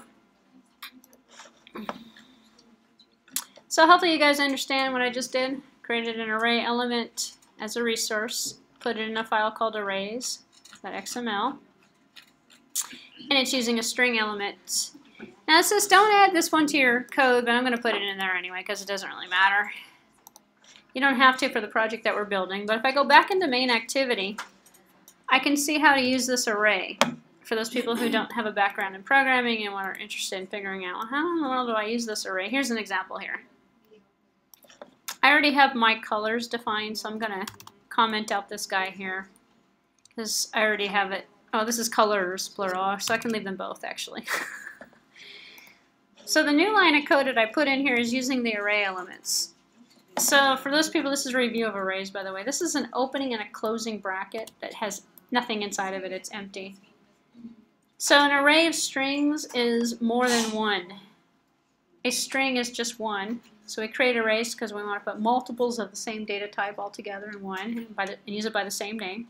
So technically we can go mycolors-0, mycolors-1, mycolors-2, all the way up to the size of our array. If we leave this blank, it dynamically creates the array big enough for us. So if I said string my, and I put this array symbol in here, which is the only thing different if you compare these two lines. This is an array, this is not an array. It's an array because I put the opening and closing bracket. If I put like 6 in here, that would work. If I had 6 of them, that is. But, you know, 7. And now, no, actually, you know what? I have to do the syntax differently. I have to create the constant out of it. Because I'm taking the reference and doing I'm doing this as a data type. So, anyway, long story short, there's about 4 or 5 different variations on how you can create that array. This is just one of the ways you can do it, to dynamically allocate it, to set the size dynamically. We have a string array, mycolors, that's going to be equal to the same line of code we just looked at. And here we have r.array instead of r.string, because we're getting it from array.xml, not string.xml. Hopefully I have you guys all on the same page. If not, I'll get a slew of questions when I'm over with there. Let's go. Let's continue forward. Let's reference this array in a simple spinner control. So we're going to put a spinner control out on the canvas, and then we're going to load it up with the contents of our array. And then we'll see how the spinner works. So that's one of the useful reasons why, because you have an entire list of things you want to populate. So if I were making a form and I had all the states in the United States, or if I had all the names of everybody in a class or something, I can load them up in an array and just, here's my names, here's my states. So we're going to add this code to the project. It's going to be a spinner. We're going to put it inside of the XML file. It's a spinner opening and closing tag. And I'm just going to copy it from here. I'm going to put it inside a main_activity.xml. So let's close these guys here. Don't need them. Go into, let's see, we're back up here under layout, putting it on the layout. I think I'm going to get rid of pink here. I don't need pink on here. I got rid of pink. I just got rid of Hello World. So I'm going to go into my XML layout, and I'm going to go down to the bottom, and I'm still in between the relative layout opening and closing tag. In the relative layout, I'm going to paste in here my spinner. My spinner looks like this. What's my spinner? Well, I'm going to show you a spinner what it looks like in a few minutes, because it's really hard to describe this one. But imagine a wheel. On the iOS, it looks like a wheel. On the Android, it looks like a list box. So it's kind of a different look to it. It's a spinner component. So the ID, and in our resource, I have a list of IDs, and I add the ID spinner of colors. So let me tell you a little bit about this here. This is an ID. So that plus symbol is to add the ID. Huh? What do you mean by concatenated? Like, I mean, the plus sign, it concatenates, right? The string. Yeah. No. This isn't a string, it's the ID. It's how we're going to make a new ID. Add a new ID to the resource. So we're creating a new ID, and the new ID, that we're going to call this thing spinner of colors. We've actually done this with text boxes before. It's put in there automatically for you, but I'm trying to go through all the different components. The width, the height, it's going to match the parent, wrap the parent. Well, the parent is relative output, a relative layout. So it's going to match that. So if I'm going to do that, then I'm going to have a big old spinner show up on my screen, the size of my layout. Because I did that this way. We'll just leave it alone. We'll see how that works. And then under the entries for the spinner, it has entries for the elements that are the rows that are going to show up. That's going to be the @array. Well, that's the array we just created. And the array is going to have colors underscore array. So that's my colors underscore array from my arrays that I created. All right, so I'm going to come back up here. If we define the spinner control, that will show each of the color strings, the options. It's going to look. We're going to hopefully get something that looks like that. That's hopefully what we're going to get when we run this thing. Orange, blue, pink, red, whatever we put in there. So in the main activity, we now need to implement what happens. In fact, actually, this should run. So let me go ahead and load up my emulator, which I forgot to do. So let me get my emulator started because we want to see this thing run. Because the spinner should show right now, actually. It should show without any other code. It's not a bad idea to test things, you know, before you're finished with it. Because then you go, wait a minute, how come it's not showing? If you keep testing it and running it as you're building it in phases, then you can hopefully kind of see where you may have gone wrong with something. Let's see, I was using GCC last time. Oh, there's emulator. So my emulator is loaded. Very good. Close this guy. Whoops, I want to do that one. Let me run the strings.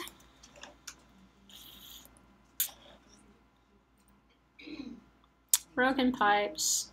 I'm not worried about that stuff.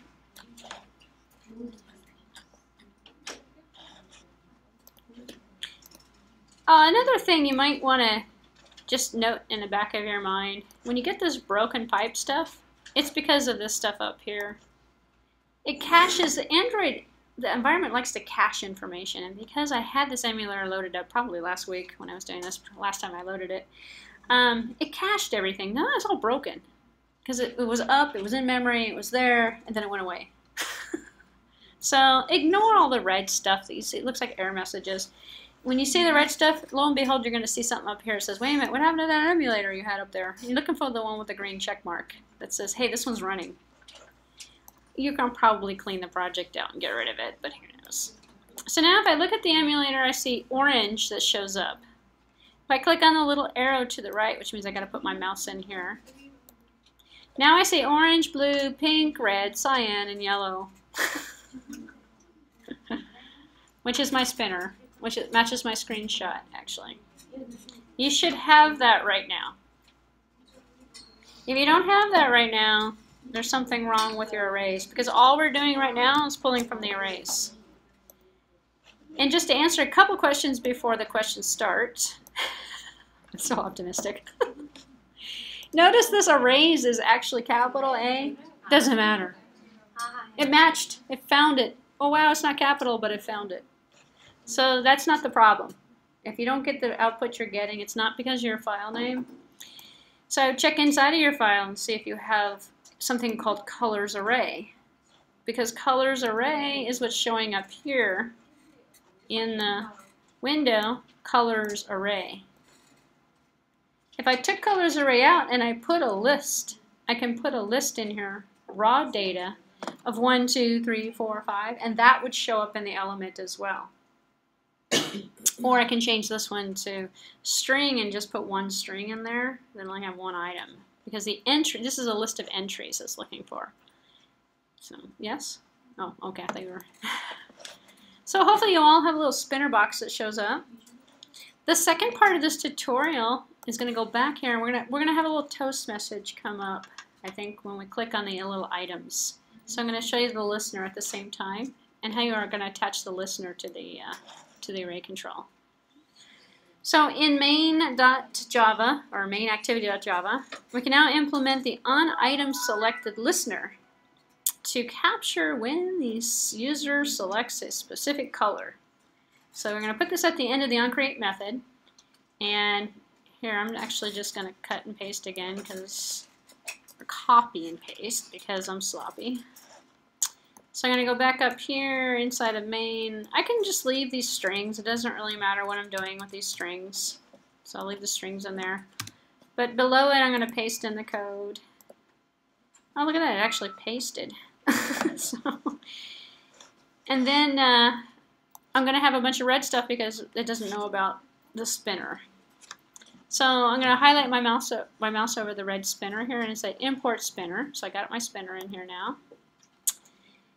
And then now I'm going to put my mouse over the item selected. Ooh. No, I'm going to do this instead. I'm going to put the new adapter in first. The adapter view, import adapter view. If I import the adapter view, then I'm going to add the no. Well, I can add the unimplemented method, or I'm going to need to do that actually in the next line of code that I didn't paste in there. So actually, I'm going to pull out. I'm going to pull that one out though. I don't need that method in there. So I'll pull that out for a second here. I'm going to have to put toast in here. So I'm going to import toast. So basically, the set on item selected listener is it's an overridden method that's coming from one of the objects that we put in. And the object we put in is from the adapter view. On the adapter view, we're going to set the on item selected listener, which means when we click an item, the listener is going to figure out which item we selected, and then we're going to have another method that we're going to put in there that's going to implement the method functionality. So if I look at the example a little bit further, and what you can do is just paste the whole thing in one shot instead of doing it in pieces. We don't put the listener here. Yeah, here's that. No. Ooh, it's just doing a raw listener. Okay, so it's just taking the raw. We didn't overload it then. So I believe that should save then the way that we have it. But if you go down a little bit further in the code, you'll get the whole shebang. You can cut and paste the whole shebang and stick it in there if you're having problems getting because the whole shebang is going to have all of the widget adapter view is what you need for the listener. You don't want the other one.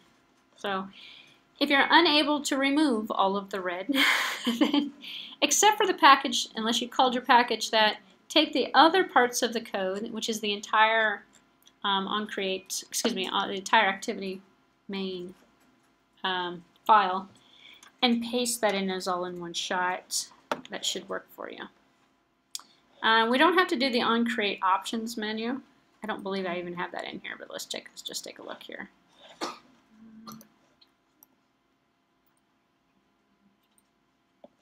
No. Okay, so we didn't overload. I didn't overload the onSelected because I'm not really going to do anything with it. So let me just walk you through a little bit in terms of what we just put in here. So the spinner, color spinner, is just the same thing we did before with the text box and the buttons that we've done in the past. Where we've taken, this is the name we gave it, the ID. This is r.id. Remember that plus ID I was trying to point out? We gave it a name. We called it spinner of colors. So now we can go, because we added it to the ID list parts of resources, we have it registered now with the plus ID. Added it to the list. So r.id.spinner colors, well, that's the component we're going to find the view by the end of the view. Now this might make a little bit more sense to you if you consider the hierarchical view that we just looked at in the PowerPoint stuff in the beginning. Find view by ID, they're all views. Everything's a view. So it's going to find that element by the ID. Cast it to a spinner object type, put it into color spinner. And then color spinner.set on item selected view listener. New adapter view listener. And this is an opening and closing bracket, by the way. So on the listener, we have a method in there, and the method in there was the on item selected, which is why I removed the other on item selected that was down there further, because the system had to update itself in order to figure out that it was already there. We didn't want to overload it again. So on item selected is taking our adapter view with a little question here going, well, what is it? We don't know what it is. It could be anything. Whatever it is we're clicking on. It's a generic form. Parent, which is coming from the relative view layout that we're using. View, position with ID. The ID is going to be the number of the index of the array. So the position is going to be 1, 2, 3, 4. Well, we're not even going to use that. Instead, we're just going to take, actually we are, We're going to say string, create a string variable, cast it to a string, parent.getItem at position, position. And the position is the position that's going to come out of what's tossed to it from the on item selected. So on item selected is going to give us the view, what was selected, the position number of which one was selected, which is helpful to know. So then we're going to toss up a toast message. Why they call it toast, and I don't know if I've gone over toast with this class yet, but why they call it toast, I don't know. It's a piece of toast. Well, you know, it's like the toaster. You put the bread in there and you get pops up toast. You know, if you put the springer on, toast pops up out of it. Toast message is a message that pops to the screen. And we're going to make a text. The text we're going to make out of it is main activity.this, string chosen color. And then these are some properties of toast. We're going to say toast.length is going to be equal to short, only show it for a few minutes, and then .show is actually going to show the message. So toast message is just a message we're going to pop up to the screen. We'll see when it actually happen in a few minutes. And it's just going to give us this string that we added to us. We actually have to make the text that we're going to put in the message. And we're making it out of this string here that we got from the position number that we clicked on. The position number is going to get the item at position and turn it into a string. Well, the item is going to be the string because we put in an array of strings in there. And the string that we're going to get is going to say yellow, blue, orange, or whatever it is that we had in there. On nothing selected, we don't really even need to care about that one, actually, because it's not going to do anything. It's just empty. There's an opening and a closing bracket. We don't have anything in there. So now if we run it,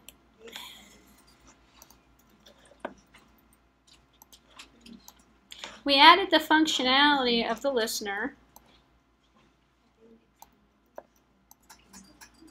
So I click on orange and nothing happens. That's great. Oh, there it goes, blue. I don't know what happened the first time. Let's see, orange. Orange, you know, it probably happened and I didn't see it. So we're getting the item.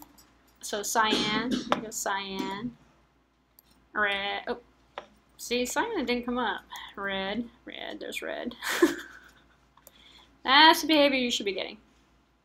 So if this were like, let's say for example, an application and we were going to run it and we were going to put the spinner up here, this might be some options like set, just colors now, but set your email.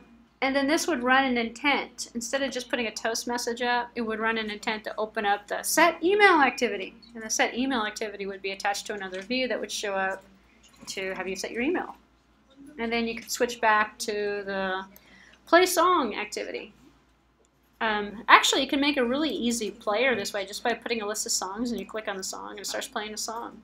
Loads up an M player. We're going to do audio coming up soon. Probably not for a couple weeks.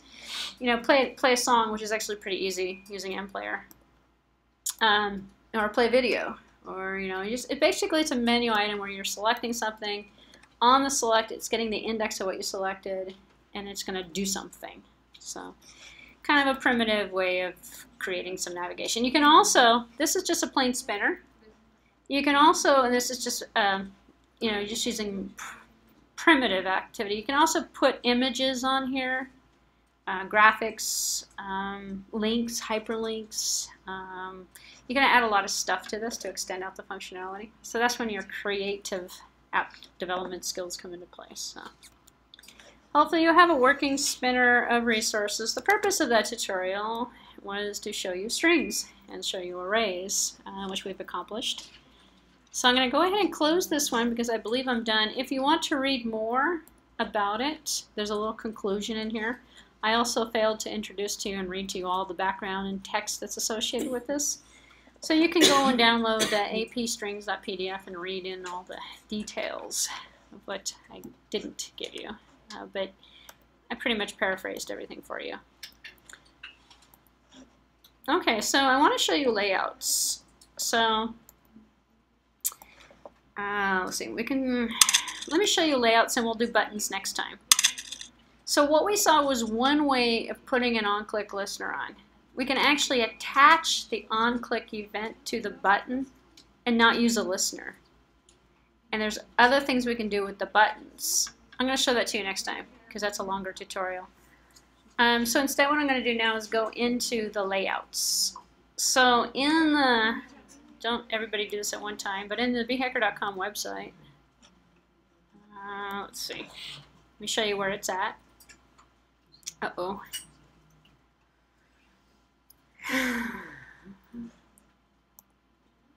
I can get to Google. Let's see. Is it just my website? No, I got to my website. It's weird. Sometimes it's responsive and sometimes not. If I come in here under tutorials,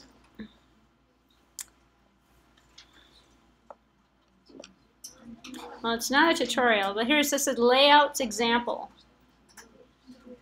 So the one that we just did a few minutes ago was called Strings Solution and Strings Tutorial.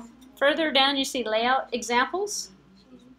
Go ahead and download layout examples. I want to walk you through some of the different layouts and show you a few things. We're not going to build this one, we're just going to look at the finished product. So I downloaded it, and let me leave this up. Actually, I can close this window. And it's here. If you unzip it, I get this one here, and you can see I have 1, 2, 3, 4, 5, 6 different layout examples. So I'm going to bring it into Eclipse and show you it by importing the project. So I'm going to go ahead and close my strings. I'm going to go File, New, I'm going to go Import, File, Import. And I'm going to import an existing Android code into Workspace. Next. And I'm going to browse over to the project that I downloaded. Actually, I stuck it inside of Mondays. Oops. Oh, I double-clicked and here we go. It took everything. So find the folder. When you find the folder, it populates out the window once you click on it, which is what I just did a few seconds ago. And now I see I have 1, 2, 3, 4, 5, 6 projects that I'm going to import in. Maybe I should slow down. Or are you guys catching up? Somebody's with me? Anybody with me? Need a few minutes to catch up? You're shaking your head. Yeah. I know I have a tendency to go too. I'm going to start over again so I can catch up. You guys can catch up. Download the layouts example.zip, unzip the file, go into Eclipse, go File, Import. Click on existing Android code into Workspace. Click on Next. Click on Browse. Select the folder. The folder is here, AP Layouts. When you select the folder and you click on Open, you see the window populates. Anybody with me? Okay, good. Am I here alone? I feel so alone right now. Somebody's with me. All right, so finish. Layouts. Oh no, let me go back a little further. It's this one here, layout examples. Alright, I'm going to talk to myself now. Alright, so I got grid layout example, linear layout, list view layout, relative layout, table layout, and web view layouts. I'll start with linear layout. If you open up linear layout, all the code is the same. All of the examples have the same activity. So if you open up linear layout, you go into the resource folder, and you open up layouts, and you click on main. These are old project type, by the way. Up here on top, you see linear layout. Linear layout has a button. Actually, not all the code's the same. I shouldn't say that. Has 1, 2, 3 buttons on it. And the 3 buttons are in the linear layout. So if I run this project, just run it to show you what it looks like first. I should see 3 buttons, I would hope. Where'd my emulator go? Here it is. I have 3 buttons. Button 1, button 2, and button 3.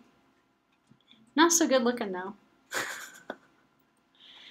Because they're in a line, it's a linear layout. It does work well for first name, last name, password, login name, password, something primitive like with a couple 2 list boxes. You don't have to have that big. It's kind of a simple way of doing it. If I click on it, it takes me to a web view, and it opens up a web view for me. And the web view, and I'm going to show you web views interface. It's the mobile version because it's using the mobile web view. So button number 2 is not going to do anything. Button number 3 is not going to do anything. But button number 1 is connected to a click event that opens up a web view. Let me show you the web view because most people go, oh, wow, that's cool. So let's take a look at that layout again. That's what it looks like. You look at that and go, oh, that's real primitive. And if I want to make it bigger, I can go here. That's exactly what we got. So if I look at the XML code that goes along with it, button number 1 is called button number 1. That's the one that we're going to be paying attention to here, actually. So let's go up to the source code for this, in the source code. I'm going to click on a linear layout example, which is the name of the class. I'm still working with an activity. I got a button, button. On my create method, I'm setting the context view to main. Well, I called it main down here. It's not called main underscore activity. You can call it anything you want, actually. I'm going to add a listener on the button. So I'm running a kind of a crude method here. It's just going to be the method call. Add the listener on button. Add a listener on button is a method. I'm just running a method that I created. On the method's going to create a button using my global button variable here. And it's going to be fine. Well, that was button 1. And then I'm going to add the set on-click listener to the button. So I'm setting the listener. It's going to be a new on-click listener. And the new on-click listener is loading up an intent. The intent is loading up a URL, or URI. Actually, it's creating a URI object, which is a resource that loads up from the internet. Uniform resource intent. So the intent action view, parse this and give it to me. What is it doing? Well, it's actually opening up a web browser because that's what we have for HTTP associated with apps that run HTTP on our devices. So it's not creating a web view. I'm going to show you a web view. It's not. It's actually just loading up a URI, running an intent. So the intent we saw in assignment number 1 was loading up another activity. This one's loading up a resource because today's all about resources if you haven't noticed. So this resource is an internet address.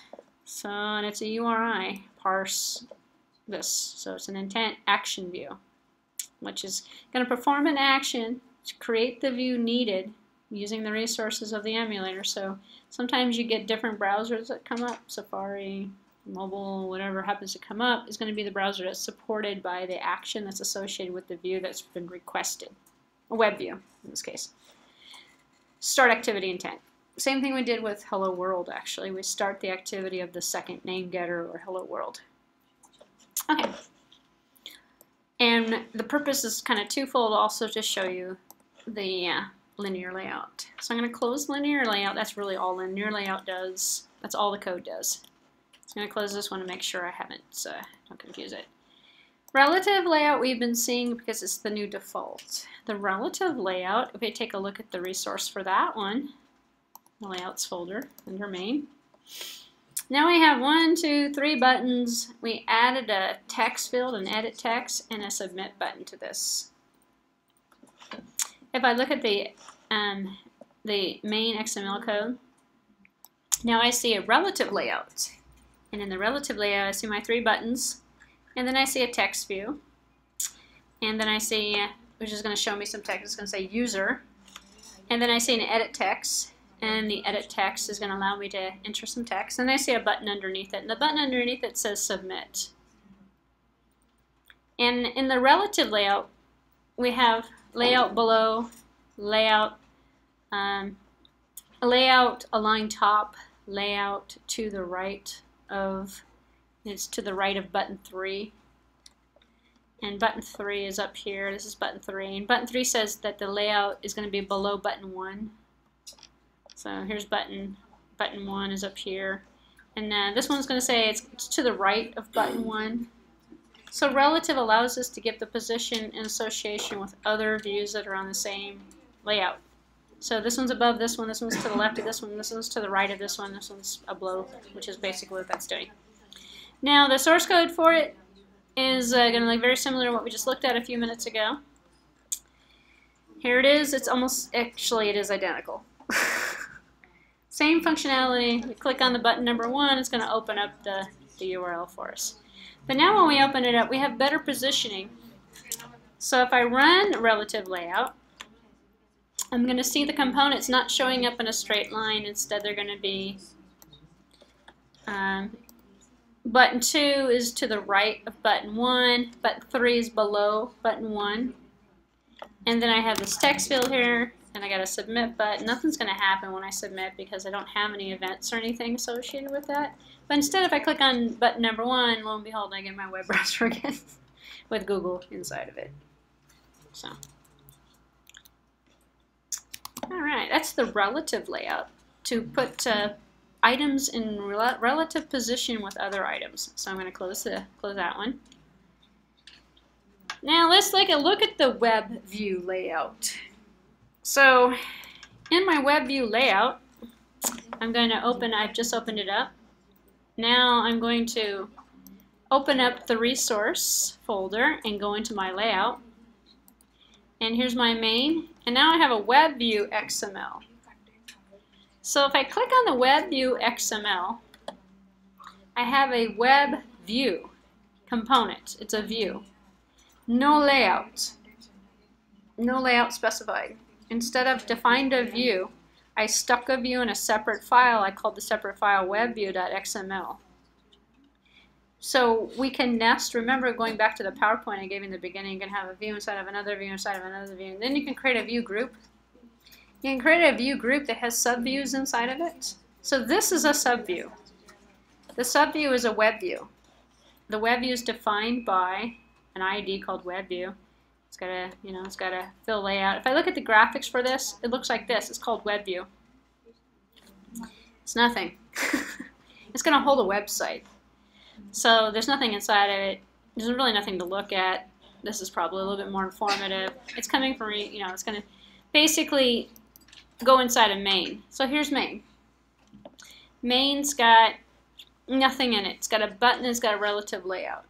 We're going to load the web view and stick it inside of main where the button is. So here we have our linear layout, and we have our button. And the button's going to say go to this Google website. And the button is going to see button URL is the name of the button. So the layout looks like that. Let's take a look at the source code. So if I go into the SRS directory, go into the web view activity. So remember I said before we have views that are attached to activities. Each activity belongs to a view. So if I'm going to have 2 views, I'm going to have 2 activities, and I do. I have WebView.xml and I got WebViewActivity.java. I have main activity.java with main XML. So if I take a look at the web view activity, it sets the context to the web view. So set context view to layout web view. What's the web view going to do? Web view, find the ID by web view 1. That's the web view we put in there. And then we're going to set some settings. We're getting this from WebKit that gives us web view. So it's not the browser that's on the mobile device, it's a web view that's showing up inside of our app that we created, which means we can customize it. So we can turn on and off Java. Here, set JavaScript enabled to true. Load this URL if I want to. Actually, I have this because I have the button that's going to do it, I think. No, the button's going to be over here. And we have this set custom. Oh no, this is setting the custom URL. So we're going to put custom text inside of our web view here. And by a string, because we're going to set it here to custom text. Load the data in the web view. So we're putting a web view up there. Imagine it like a mini web browser. No buttons or anything. No navigation unless we put it on there. And then we're going to load text here. We have just this text string that happens to be HTML code that we're going to stick in the web view. How are we going to get to this? Well, we're going to have an intent that's going to get to that. So we're going to go back up to main activity, see what main activity is going to do. Lo and behold, there's our intent. So our intent is going to load WebViewActivity.class. It's going to load it up. When we click the button, so button number 1 here, button is going to be the button URL button. When we click the button, because we put the listener on it, we're going to run the intent. This intent now is going to load this activity class. This activity class loads up this text string and sticks it inside of a web view and shows the web view. Because we start the activity here, start the activity. Once we start the new activity, the old activity dies because only one activity at a time runs. Same thing we did in the previous example with the intent, but we're not going to load a resource. Now we're going to load something inside. Same thing as we did in Hello World number 1. So if we run it now, Java application,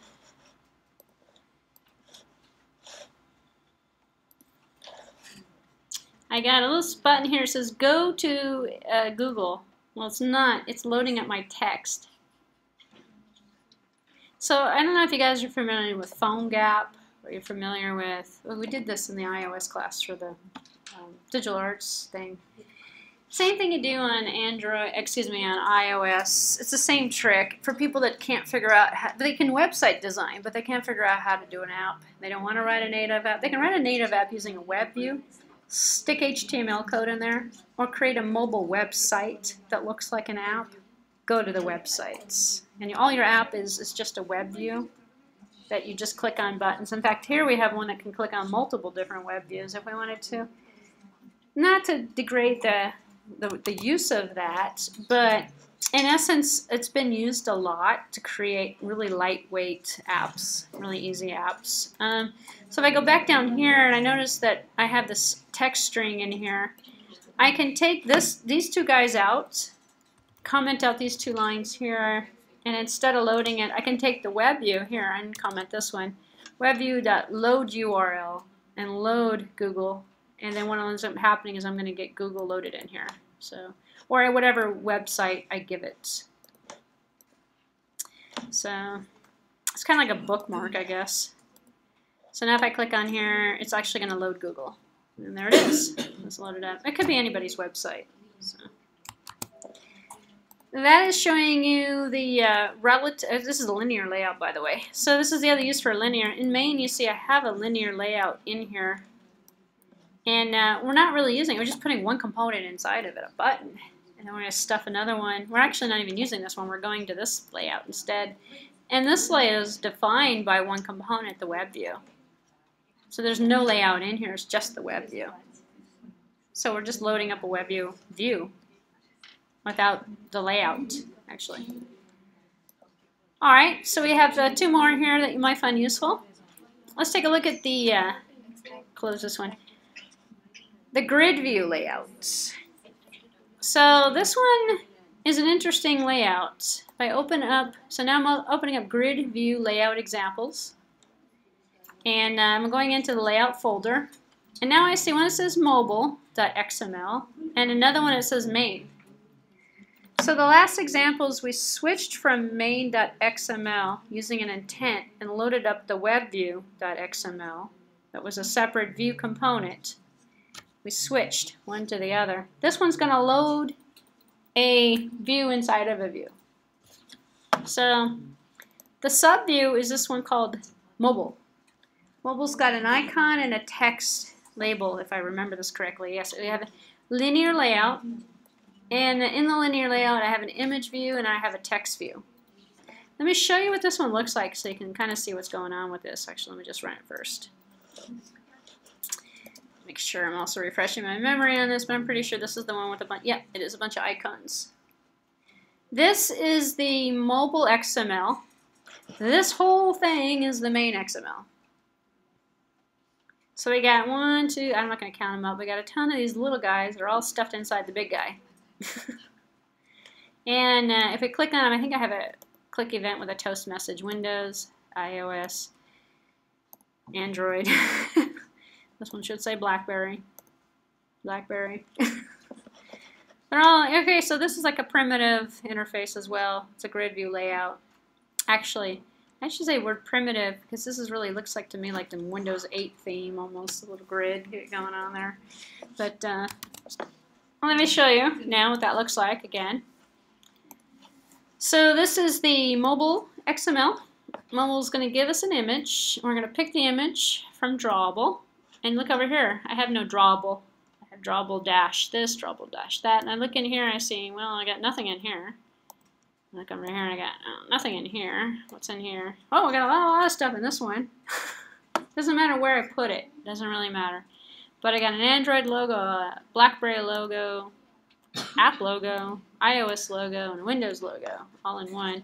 And I'm just going to reuse it. So what I have is an image view along with a text view. And the text view is going to show the label that's underneath it. So this is where it says Windows, iOS, Android. That's the text. That's the image that we're going to put in there. This image view is a view. It's getting loaded inside of the linear layout. So I can use the views inside of layouts, or I could use the views by themselves, no layout, because it's from the view class, which is, so the last one I used them by itself. This one's going to be used inside a linear layout. Nothing really too fancy with that. It's a linear layout. If I take a look at main, I see I've got a grid view, and the grid view is just the view. So you're really wondering how, just like the last example, I had a web view and I had a main. There's no correlation between the two of them until I make it.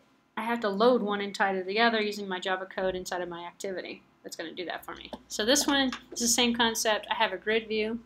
And I go, what's a grid view? Just a grid view. It's just a plain old view. So you don't define how many rows and columns? You're going to do that in the text. Excuse me, in the activity class. The view, see, this is the model view controller, actually. The view is just the view. How the stuff gets to the view is through the controller. The controller is the class that's associated with the view. And the model, in this case, we don't have a model. We're just using views and controllers right now. But this class up here, if we go up to the source code directory, I have two. I have one that's going to create the image adapter, and then I'm going to load the image adapter into the grid view. So image adapter is going to work with mobile.xml. So if I load up the image adapter here,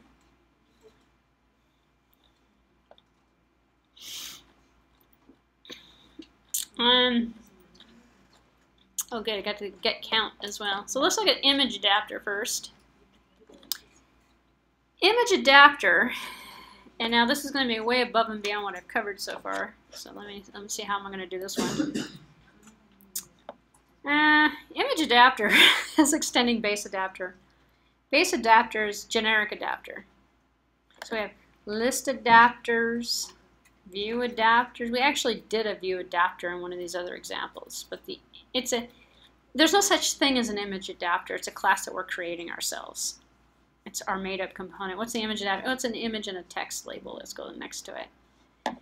So we're going to extend base adapter because we need adapter characteristics. So we're going to import from widget, we're going to import the base adapter. from our inheritance. Now we're going to use a context. So this is the part I said it is a little bit above what we've looked at so far. Android context. How do I describe that one? Think of it like object. We're going to load stuff inside of the context.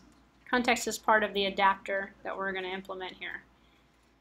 All the pieces actually come together when you start working with this a couple of times. We have a couple more adapters we're going to be building actually. This should look familiar, hopefully a little bit. It's a string, string array. Talked about string arrays. In our image adapter, this is our constructor for our image adapter. This .context is going to be equal to context, which is our object that we're working with. It's like this. And then mobile values is going to be equal to mobile values. Mobile values is what we're going to assign to it. So now we're going to have a view returned. So the view is the data type, because we're working with the view that we're going to load up inside of the grid view. And it's a get view position. There's a position associated with the little squares in that view. And then there's a convert view and a view group parent. Well, that's the linear layout. No, that's the relative layout or grid view layout that we created. Actually, grid view is the parent. So then we have you're going to love this one, the layout inflator. It's like the resource inflator. It's going to take the items and put them into something that we can read and write to from within the controller from the view. So take that for granted right now as well. More on that later. So we're going to get system services from the context, the layout inflator service. That's the built-in component that's going to return to us the layout components so that we can manipulate them inside of the controller locally. So we're going to create a grid view. That's a view. So we have our grid view. It's a type view. It's just a regular variable declaration here. If the grid view is null, if it's empty, then the grid view is going to be equal to a new view context within our same object. Context is sort of like this, but it's a writable this. It's kind of hard to describe context. It's not a container. It's the current context. It's like trying to describe the this concept. Who's this? It's us. Well, context is the view this. It's the context. So just take that as so grid view, which is our context. So it's like when we set content. Oh, this is good. Set content view. Or context, set context view. This is like seashores on the. Set the context view to main. In our other ones, in our onCreate method, we set the context view. Well, here we're going to inflate, but we're going to set the context view from the grid view. We're going to set to equal to inflator.inflate r.layout.mobile. That's this guy here, which has the image and the text box to it. So we're going to set our context to equal this view that we're using from our inflator, and our inflator object's up here. Inflator object is just a manual way of inflating it instead of using a set context view. Set context view uses an inflator given to us automatically.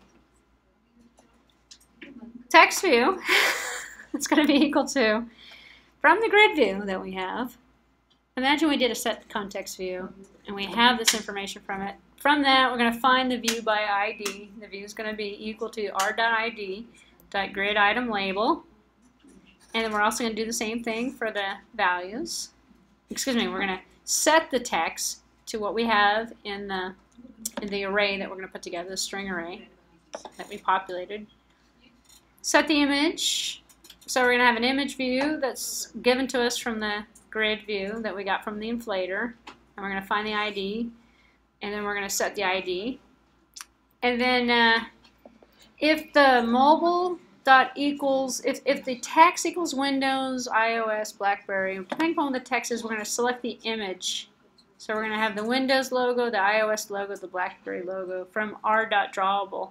That's going to go into it. Given the text, we're going to select the image. We're going to set the image view to equal that image. So, and then else, the grid view is going to be equal to a convert view. Yeah. View convert view. Okay. Get the count and number of items in there. Get the item, return the item. We're going to need this because when we click on the item, we're going to need to run the method to get the item number that's in the view. This code is way more advanced than stuff I've shown you so far, so just take it with a grain of salt at this point. We'll work towards it.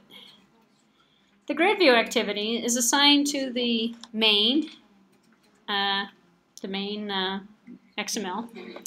Now we're going to populate that string with the names. So we're going to take here, string is going to be mobile OS. It's going to be equal to new string. It's going to have Android, iOS, Windows, BlackBerry, all these names in here.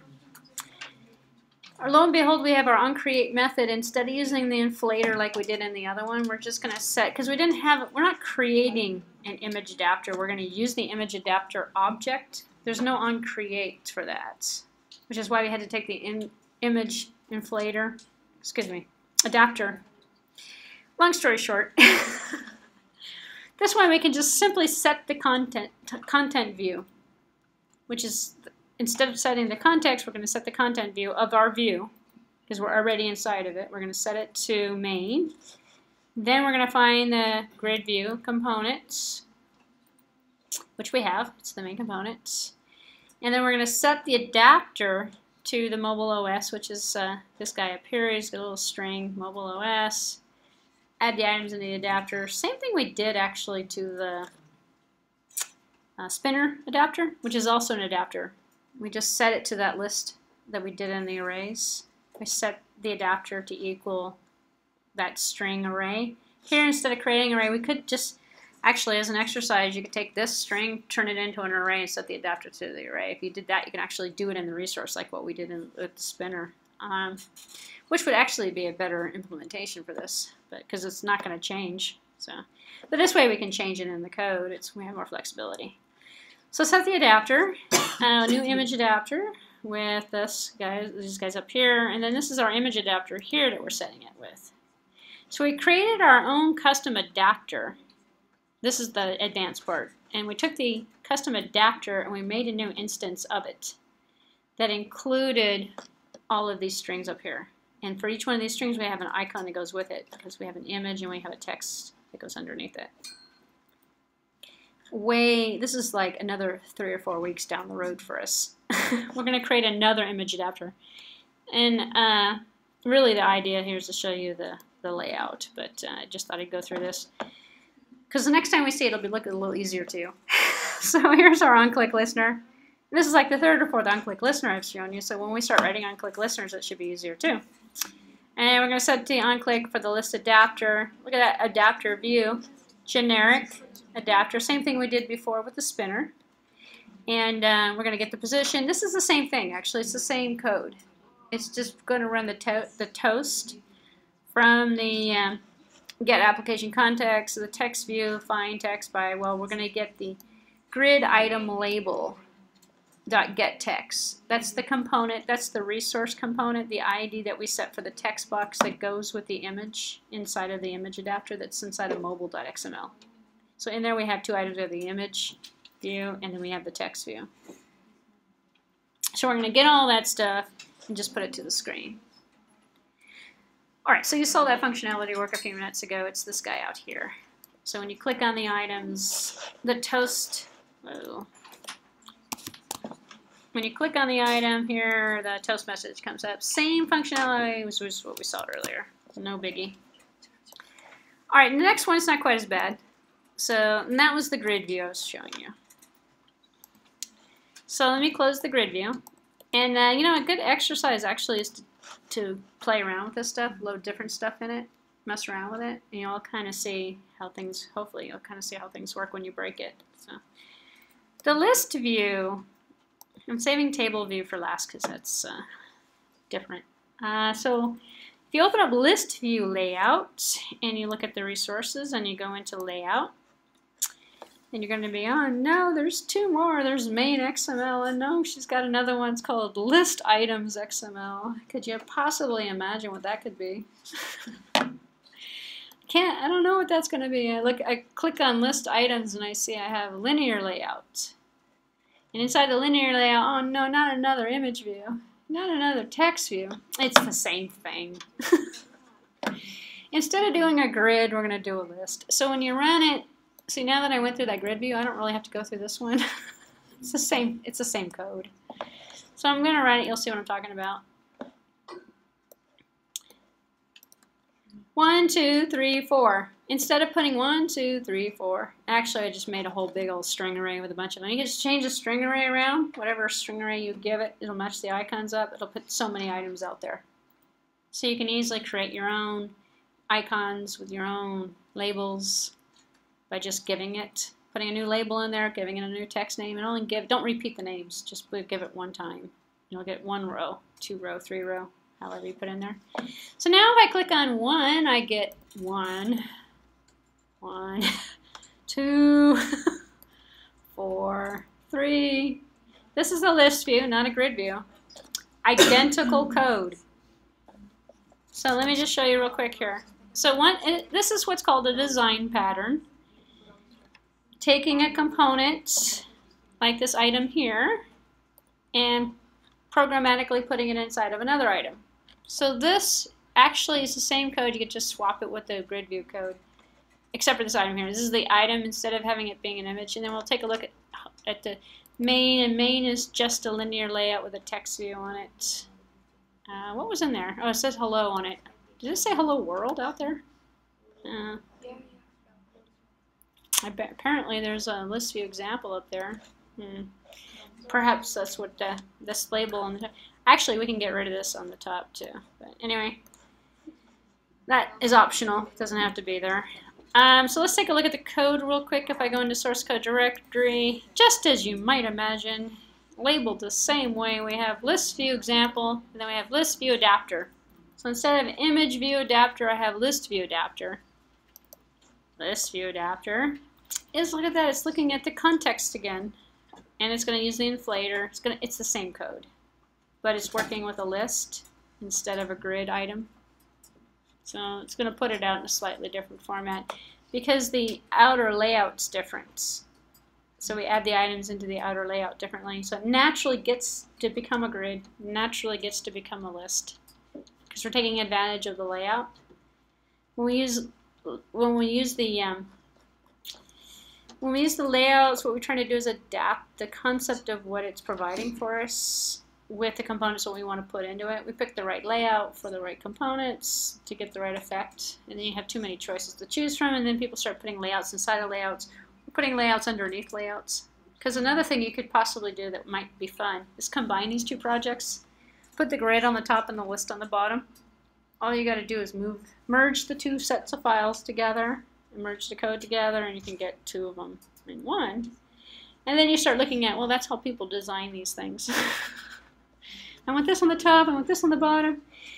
Unfortunately, I don't think it's as clear as the iOS. This is a little bit more difficult. It's a little bit more manual effort. But I'll save you, because this code is a little too advanced for us anyway, but I'll save you the code. It's about the same thing I just went over. So let's take a look at table, which is the last one in our list here. Unless you guys have questions. I don't hear to see anything. So table layout example. So table layout examples, go ahead and open up resource, take a look at the layout. We only got one, table layout. And in the table layout, as you might imagine, I've got a table row. And in my table row, I have a text view and a button. And then I have another table row. And I have an edit text in that row. And then I'm going to have a generic view. And then I'm going to have a table row again. So kind of like it's kind of like HTML, but it's kind of not. We're defining the table by using the tags for what's a row, what's a view that we're going to put inside of the row. If I run it, you'll see what I'm talking about here. Let me just run it. We only have one layout, we only have one resource for the view. Here it is. I know it looks kind of sloppy. Column 1, column 2, column 1 and column 2. You know how you can span multiple columns in HTML? That's what it's doing. And then we have another break. This is row number 1. This is row number 2 with column 1, column 2, column 3. And then we have column 3, column 2. I don't think, is this going to open up a web view? Yes, of course. I just have one activity that loads up a web view on each one of these. I think they all, no they don't. It's just the first one that does that. But long story short, it's supposed to graphically be showing you the table.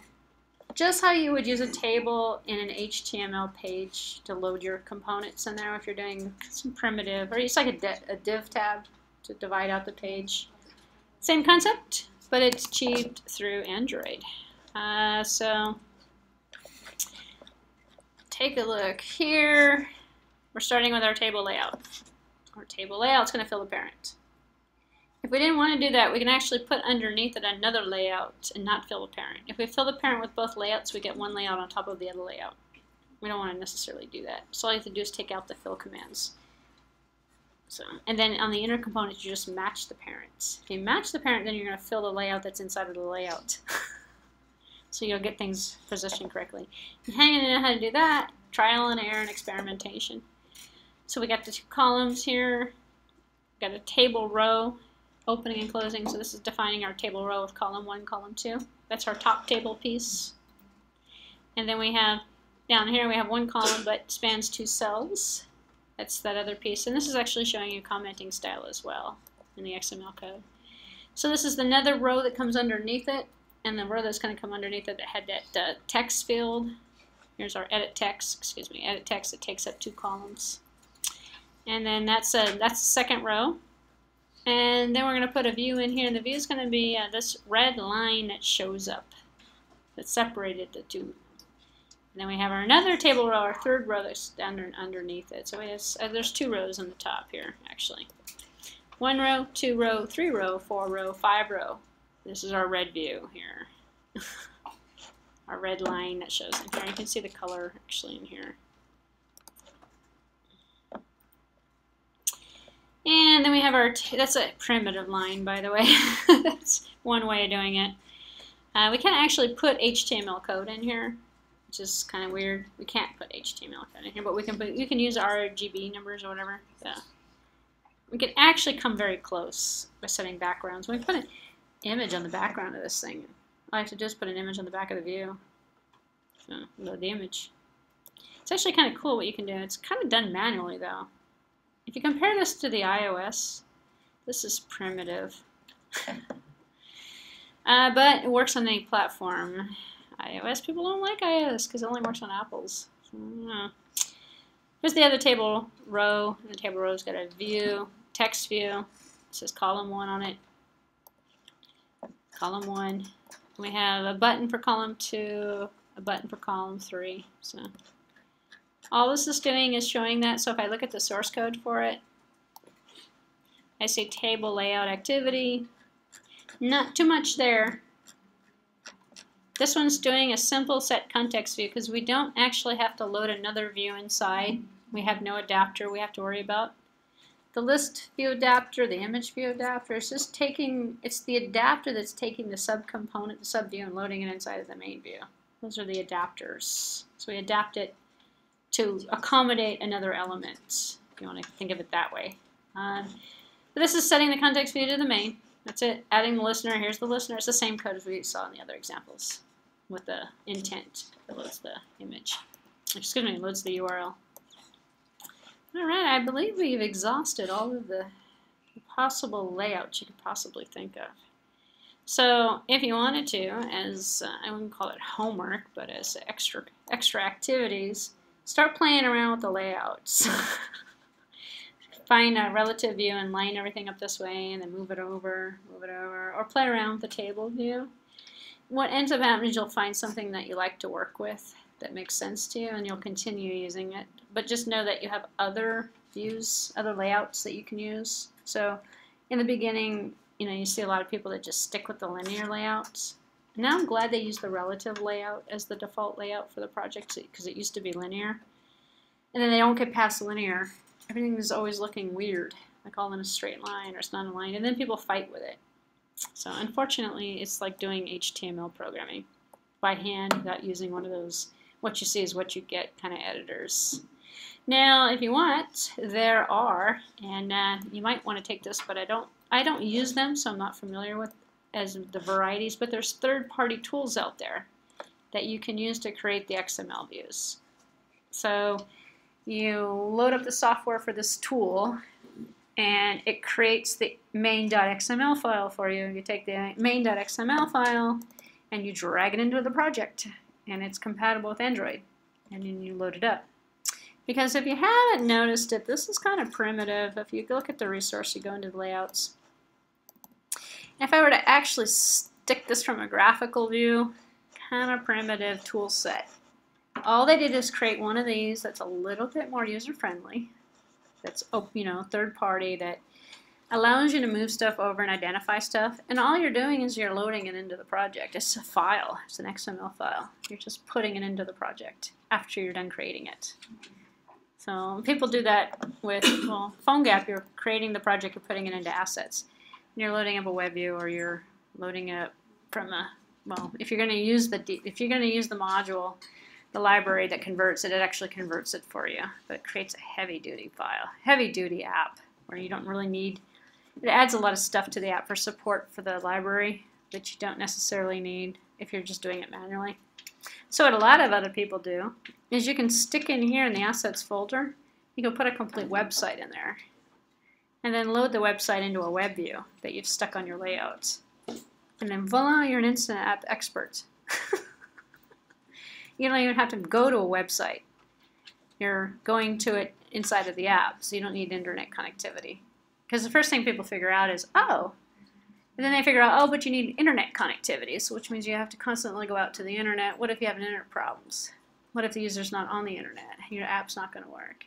So you take it off the internet, you put it in the assets folder, and you load it into the web view. And then you have the same thing. It's just no internet required. So that's some of the tricks that you learn if you refuse to learn Java. Because no Java programming required for that. And there's a bunch of people out there that are doing that quite successfully. Man, if you're like Pizza Hut or something, or, you know, pizza store, I don't know, deli or something, you want your customers to be able to order stuff, you know, and it's just like going to their website or something. You can have the whole app in here, and then you have a submit button, takes you to the website. Doing, submits the order. No biggie with that one. Pretty easy to put together. So, fortunately, you got to be creative sometimes. So, all right, I think we accomplished enough for today. We're about time, I think, as well.